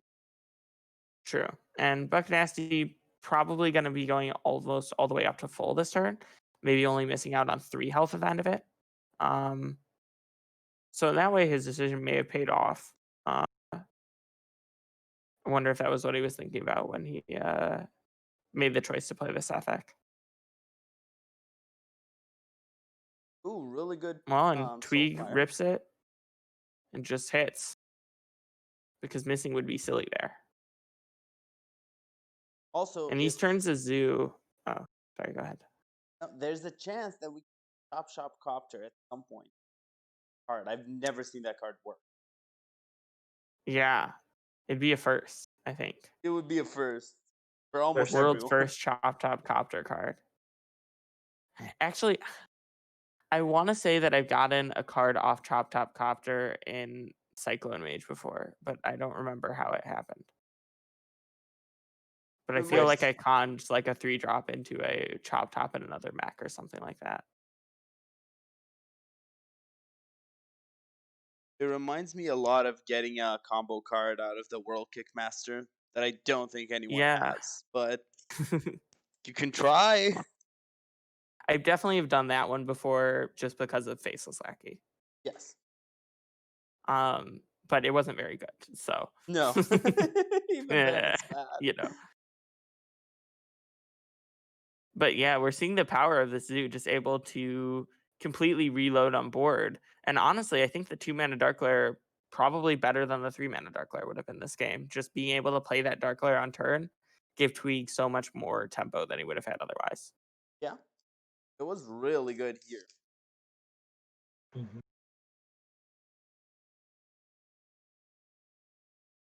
It looks like the zoo, as much as I said card generation was not Tweeg's thing, it looks like the zoo might just be able to grind the priest out of the game. It's minion generation. True. I do think it might be more random card generation, like in the Secret Rogue, than this Raised Dead type of shenanigans, where you can fairly reasonably say what you're gonna get. And Buck needs to hit this 8/8, and he doesn't. Nope. He's not, dead on board, but it's is he dead on hand? No. not quite. Very nearly. Yeah. 2 off. The Disease Vulture here seems like it's just gonna fill up the board even more than. Yeah, that just seems like overkill. Yeah, I agree. If we can hit Wolf Rider. True. I don't think you ever go for. Yeah, I kind of want to just see the Soul Shear tap, play like a Karen Thad to shuffle another big fatty Yes. into your deck later. Yeah. You're fine taking it. Kind of looks like he's trying to empty the hand for this Nightshade Matron. Interesting. Yep. Probably just I suppose he already has the Broom for Rush, so he doesn't really need to hold it for that. And having drawn the second Flesh Giant here means that there is no way for this Mind Games for BuckNasty to high roll one of those fatties. Why did the Beast Oh, Galakron lose armor this time and versus Avi why it did didn't? actually lose armor? I don't know why the armor just kind of stayed last time, but that was very interesting. It was showing the same thing on my screen as well. Yeah, I've seen that bug other places. Interesting. We got the rush.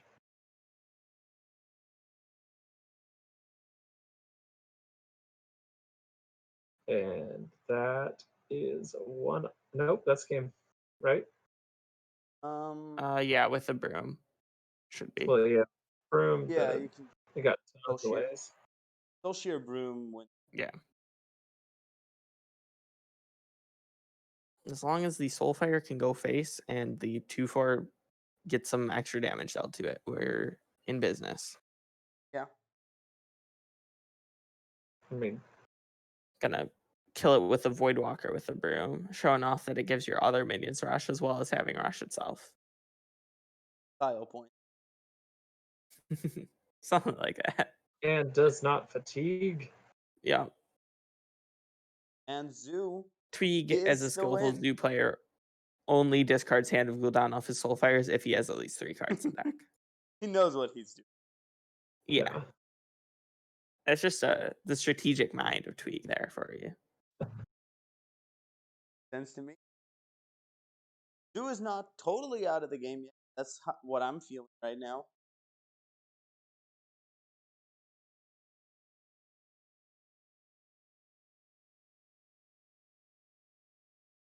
What do you expect to see? There's Tweeg's Hunter, and there's Tweeg's Demon Hunter.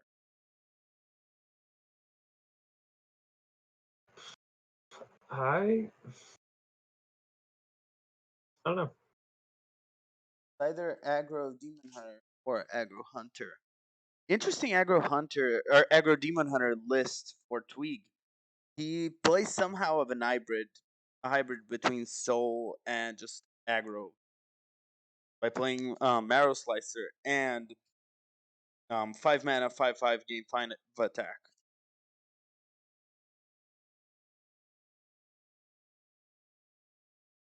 You're going to see Paladin.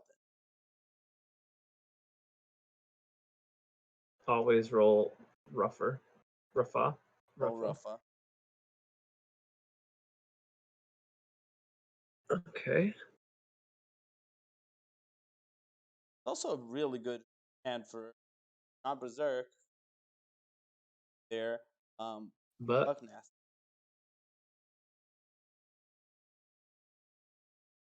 For the confusion, as I said, this was not a planned match. Just a surprise match for everyone that we wanted to get in. And it's a good thing we get to see this Paladin again, because I hear the last guy who played it on stream didn't do so hot with it. I thought he was. I mean, fine. he won, but you know, some considerable mistakes in the play.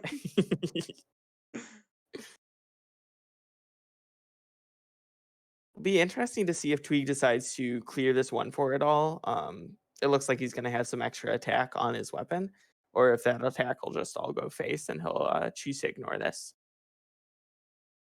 So it's a pretty big commitment to trade your 2/1 willingly into this 1/4, which is likely what he'll have to do for that line. let's see. Or he could just hit them with a Chaos Strike, knock it out of the Umberwing this turn, instead deciding that having the free weapon slot for the Marrow Slicer probably is going to work out better, which makes a lot of sense as well. Yeah.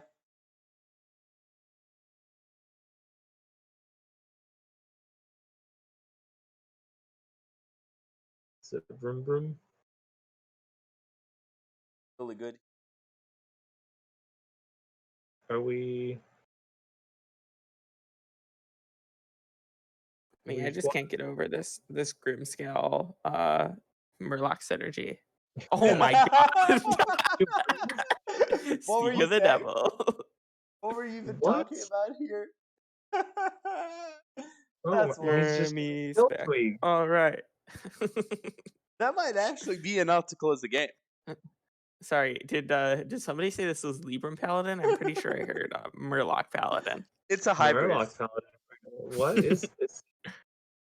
Ooh, interesting. We're not going to see the Mermies come out this turn. I was kind of looking to just see like Mermy, Room. or maybe just hand Mermy. That seems fine too. Sure. I kind of wanted to see him just go Broom, Mermy, and become the Murloc Paladin for next turn of the Grimscale to just Oh, are hit we still going to see the hard. Broom here? I feel like the whole point of this was to hold on to the Broom. Because Broom seemed much better with double Mermy. Oh gosh, okay. So we're gonna see lots of choices to make there. Buck decides just chillin' is his best option. He will hit him with a surprise next turn, probably, maybe. Or we could also just see a coin Devout Pupil here and then wait one more turn on it. I think that, yeah. Because the Devout Pupil does a really good job of shutting down these weapon swings if you can take out the board, which BuckNasty, having all of these powerful Murloc minions, is going to be able to do just that. Right. The powerful Murloc minion. Tweeg saying you possess true power, and he doesn't even know the extent. How many Murlocs are coming in?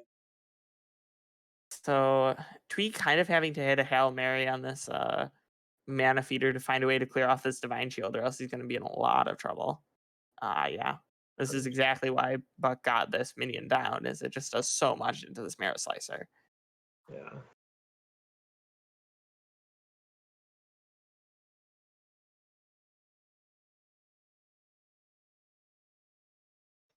Man. That Oracle. And then show. Yeah, this is just a powerful play, really. And that just raises the question, why aren't more people playing Murloc Paladin in Standard? It was one of Tweeg's favorite decks in the previous expansion. But Tweeg not having chosen to bring it today is really showing that he just has no respect for the deck as a whole, despite this excellent performance that BuckNasty is putting on with it. Yeah. And Buck is going to punish him for his disrespect. Yeah. Getting an additional 3 power on board from this Grimscale Oracle at the moment, as well as, extra power that was used this turn to go face and to trade into the Panthera. He's just dead. Yeah, I don't see a way for Tweeg to beat this. There is nothing in Tweeg's hand that's going to do much against the onslaught of Murlocs. Oh God. Murlocs. It had to be Murlocs. It's an amazing match. Never happens like this. It's pretty beautiful. I think, and I don't. Yeah, it's just it. He can drop the Glaive Bound to clear this taunt up, but he's just dead on board, right? He can kill the Grimscale to send a message, but that is going to leave him just as dead, if not 1 damage more so. And that was just Tweeg expressing his disdain for Murlocs. Yes. Clearly a Murloc hater, unlike your infallible casters on desk.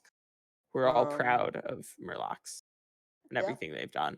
I am bringing Murloc Warrior tonight, inspired by this. Yeah, I have a Paladin in Hero and Legacy, so I might as well bring Murloc Paladin at this point. Oh, I did too. Okay, hold on. I'm gonna run to my collection real quick. Be right back. This is just a reminder that Murloc Paladin is not as good as we saw this game, and you might not super be wanting to pull this. Perfect. Best deck in the game. Don't listen to him. We now have the Priest versus the Demon Hunter.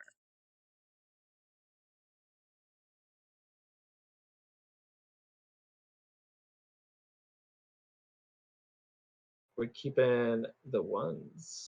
Yes, we are.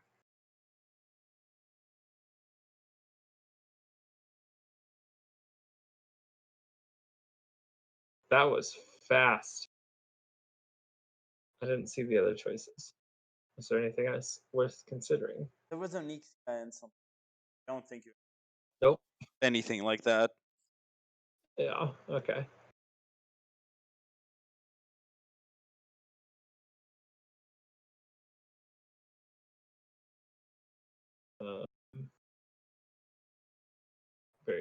turn.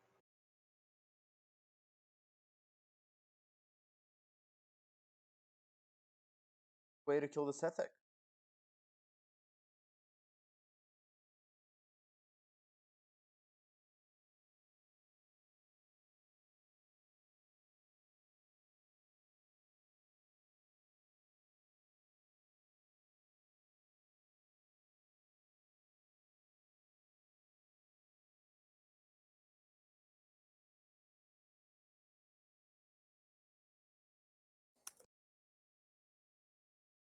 So Really far, minor. this is very standard game.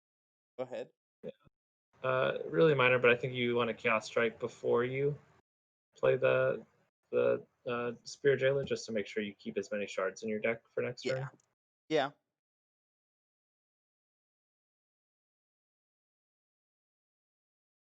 Here we're seeing the power of that raised dead disciple of Galakron loop, just creating an early game for Buck where there previously was none, and making sure that this Galakron is going to be pretty well invoked when it comes down. Although we might not get to that point with the way this game is going at the moment. Although Tweeg trading, well, Expecting a lot. yeah. I'm interested to see this evasive worm come down. Yeah, it just matches up so perfectly. It is interesting to note that Buck not choosing to play the raised dead here. I wonder if he's thinking more about the potential of maybe just never wanting to play at this game, or if he just doesn't care that much if the Draconid is in the pool. Oh my goodness. We just see this damage go all face. Can't Apotheosis it. True.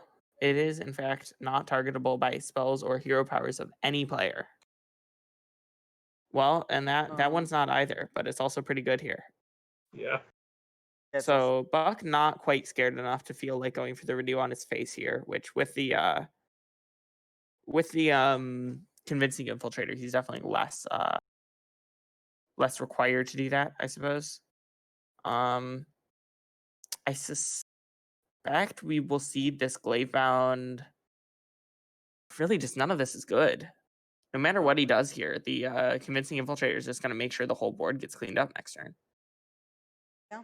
Which is going to be pretty brutal for him. Now see, The Draconid plus Renew generates a ton of value. Yeah. And it's just such board a presence. big body. Taunt is Yeah. really annoying. And the dragons just don't stop coming. And this 7 health breakpoint is just absolutely horrible for Tweeg. Like, there's no way for him to clear it. He's just going to have to go for the soul. And hitting the soul fragment first is not going to help out. And another soul fragment. Oh my goodness. Not enough of a discount there. That is not at all what you want to see if you were a Tweeg fan. But if you're a BuckNasty fan, then you're pretty happy. This is going pretty well. All right, and Buck gonna start going for these generated cards, see if maybe he can hit some more healing, just to really lock up this game. And he hits Radiance because he's a skillful player. I guess that's how you play. Yeah, interesting. He goes for the big ol' whelp here. Deciding that just drawing another card is better than being able to get the Radiance down this turn and getting down a similarly standard minion in the Twilight Drake. This looks like. I don't know if you all think there's still a chance. Tweeg would need a Blade Dance in his deck to get out of this. And I don't believe that card is in there. He's going to be taking this 7.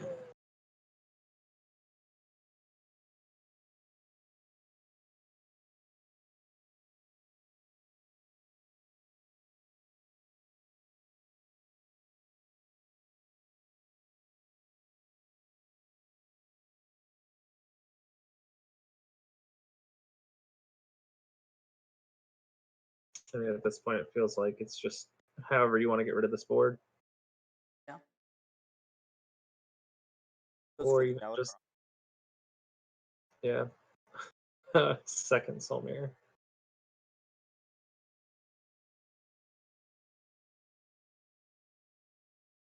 Yep. That face.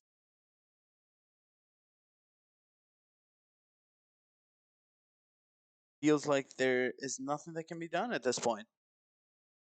Nope. Everything requires. I mean, you could. There's nothing you can draw that isn't using your face to clear it, right? No, really nothing. Show the entire hand. There you go. Help those replays. Yep. That's it. Yeah, BuckNasty. Tweeg chooses the honorable death. Yeah. What a game. Big Zoo did get through, but it turns out it wasn't enough. We'll invite Yeah. BuckNasty for a post-game interview. Invite one of the 300 BuckNasties that added me.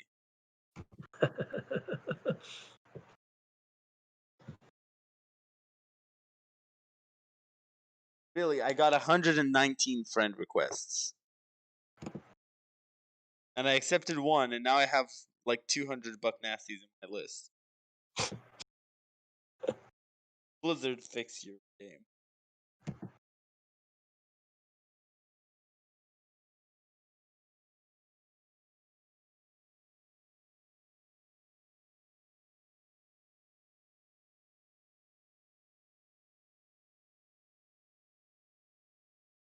Strong showing for the boys.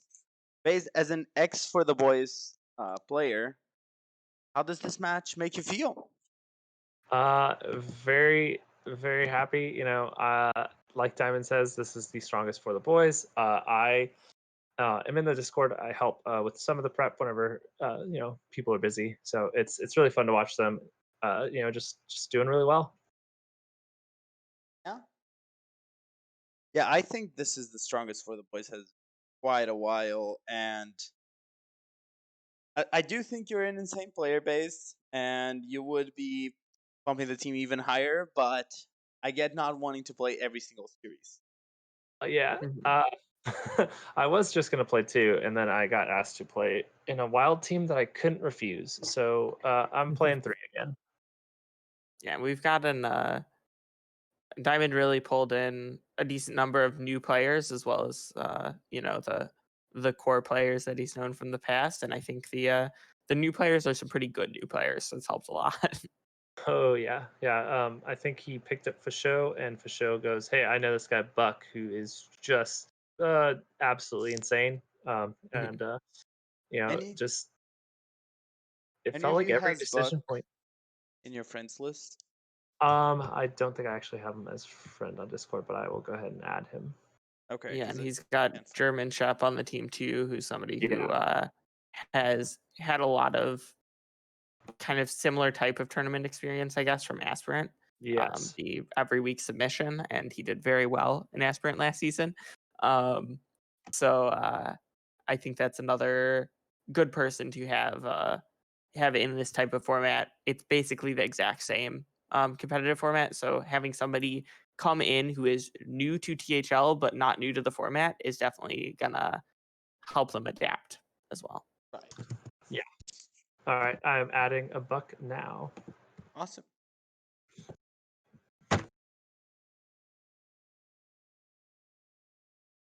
Hey, congratulations on your match. Thank you. How did it feel? Honestly, like yesterday, my teammate German Chef was saying I was like super favored, which I think the sole DH, I figured that would get the win when I opened. But Pally and Priest, I wasn't sure how that would go. I was especially worried about the Priest bring, and that ended up a lot more stressful, maybe than I was expecting. Yeah. Yeah. The Paladin match definitely did not go how I expected. You didn't think you were bringing Murlocs? Yeah, I kind of transitioned to the Smork plan. I was originally going to broom on that turn and use the coin, and then I was like, I guess I need this taunt because he had already done so much damage. And then I kind of saw that I was going to be able with the Braggart to kind of turn it around. It was a really fun game to cast whenever the game plan of a control deck just becomes, oh, you know what? I'm just going to aggro them down. I'm aggro Murlocs, by the way. Yeah, that's Yeah, Grimscale OP, man. yes, it is. Yeah, we definitely were saying that your decision to bring a Murloc Paladin was very unique. I haven't seen that deck on ladder in a long time. That's true. Tip the scales felt a little heavy, but I thought the bring was good. Yeah. So one thing we saw, did you expect him to ban your warrior? I did, yeah. I thought that was the ban every time. The Soul DH is really good against his lineup too, but Warrior's just like a little bit more favored. I'm not sure if he expected me to ban Rogue. I knew I was keeping Hunter up, and besides that, I really didn't know what to do. I hadn't played against the kind of hybrid DH before. Right. And I know, I thought about the respect ban for Zoo, but I decided against it. I Makes honestly sense. think that Zoo has a surprising amount of power to grind out some of the control decks right now, which we did get to see in one of those games. So I don't think it would have been a horrible ban. Yeah, I actually think Stats so are pretty too, hard to especially evaluate. because it's tough to evaluate. I also didn't draw like any of my 1-mana spells that game Yeah. until like the last turn possible with the wave as I died. Yeah, your early Yeah. draw was pretty awkward. Despite getting some of the key cards, you were kind of missing the cards to go with those key cards. Like playing the cleric to not grab a spell was also pretty rough. Yeah, I didn't feel terrible about that. Obviously, I would rather draw a spell. The key was not having another spell to combo with Pyro. I didn't know what to do with the Sethic that turn, whether it was better to have a 2/1 or one more spell. My hand was pretty empty, so I decided to play the Sethic and not heal to like 28 or whatever. Yeah. I'm not sure if it would have mattered either way. Mind games was obviously not what I was dreaming about. Yeah. Right. Yeah, we were talking about that quite a bit because getting the heal on the Wild Pyro at the end also leaves you with basically the same level of board presence, and you get a Right. little bit more health, but you don't get the spell. And the question of whether that like extra spell is worth it is definitely an interesting one. Yeah, I'm Having still not Sethic sure. might just be better as well, in case you draw like a Holy Smite or something. Just Sethic Apo without the Pyro. No, just going like just holding the Sethic in hand and healing your Oh, Pyro at gotcha. the end, and then that way you have the Sethic in hand in case you draw another like 1-mana removal spell or something, and you can maybe change something. Yeah, that's fair. That's fair. But I I think didn't that really was think a about that. pretty tough Yeah. game. I think even with a better draw, he just had many more reloads available, and it was not looking like you had a good way to get ahead on board ever. Yeah, I agree. I think not being able to kill the vulture was tough. I needed a turn where I could like target a steal on a giant or something to turn it, and that was never going to happen. Yeah, I think that's one of the matchups where like having double vulture actually really does pay off. Which that's a card we've seen a lot of people go down to one copy on because it's very hard to play two in one game and get value out of both of them. But Right. into like especially a reactive version of Priest that you have, I think it's extremely powerful as a reload tool. Yeah, I think it made sense. He probably knew I was bringing control, just like I knew he was going to bring aggro. We Yeah. know each other fairly well. Have you played together before? We know each other through like Fishow's stream. We've co-opted arenas Sure. together. Never really played constructed together, but we know, I think, our general likes and dislikes. Mm-hmm. Right. Have you played against each other on ladder some as well? Nah, he plays Zoo all the time. He's low rank. I mean, he's been pretty high rank for a while. I don't think is he playing He's at Zoo like on ladder 2K as a right champion? now. I've Okay. faced I'm not him with sure. Hunter. He always plays Hunter against me. Every once in a while, Rogue. I haven't seen him play against me with Zoo. Warlock yet. Yeah. I don't think he's been jamming it on ladder recently. Although That's fair. honestly, the 2-mana Dark Lair Zoo kind of feels like it's more up his alley than the 3-mana one was. Yeah. It's a little Yeah, bit quite more possibly. early game bursty than it was before. Yeah. Not in standard, yes. Wild is a different story, but Yes. this is standard Schoolstone because we had trouble getting wild matches. If you are watching and want to play a wild match on stream, message me in NHL and we'll try to make it happen sometime tomorrow, assuming NHL is to do it. That being said, one question for BuckNasty that we had is Is teaching online giving you more time to play Hearthstone? It is, yeah, because kids don't come to office hours nearly as often. It's much easier to walk through a door than make a Zoom appointment. So I definitely have a bit more free time. Interesting. I thought that would be the opposite. So I teach at a very small school, and so like Sure. most of them are coming here for the kind of interaction with their professors, and Oh, okay. so they're in the office a lot, especially since I'm kind of young and relatable. I have very little time to do my own work, and so it's actually been very nice for my research and Hearthstone life, but probably a little less good for my students going online. Sure. That makes sense, But I mean, actually. Hearthstone is all that really matters, right? So. Yeah. Awesome. Does anyone have any last questions? Anyone you would like to thank, BuckNasty, for prepping or anything? Yeah, thanks to Faux Show for helping me practice some of these, and the advice is always from the team. Dabs based as well, of course, and German Shep helped me kind of think through the lineup a little bit. Especially, it was a tough decision on the fourth deck and had a lot of options. Yeah. Awesome. I want to thank Based one more time for always being here with me for Schoolstone, and thank you, Avi and BuckNasty, and congratulations to both of you for winning your matches today. Thank you, BZRK and Tweeg as well for playing on stream. I'm sure these are all fantastic players and really strong teams, so I'm sure we'll be seeing you all a lot this season. That being said, that is in for Schoolstone today. We'll see you all the next episode, or next week, or maybe if we get a wild match for tomorrow. Have a good weekend, everyone. Sounds Enjoy. good. Thank you for having Thanks. me on. Have a good one. Thank y'all. Peace.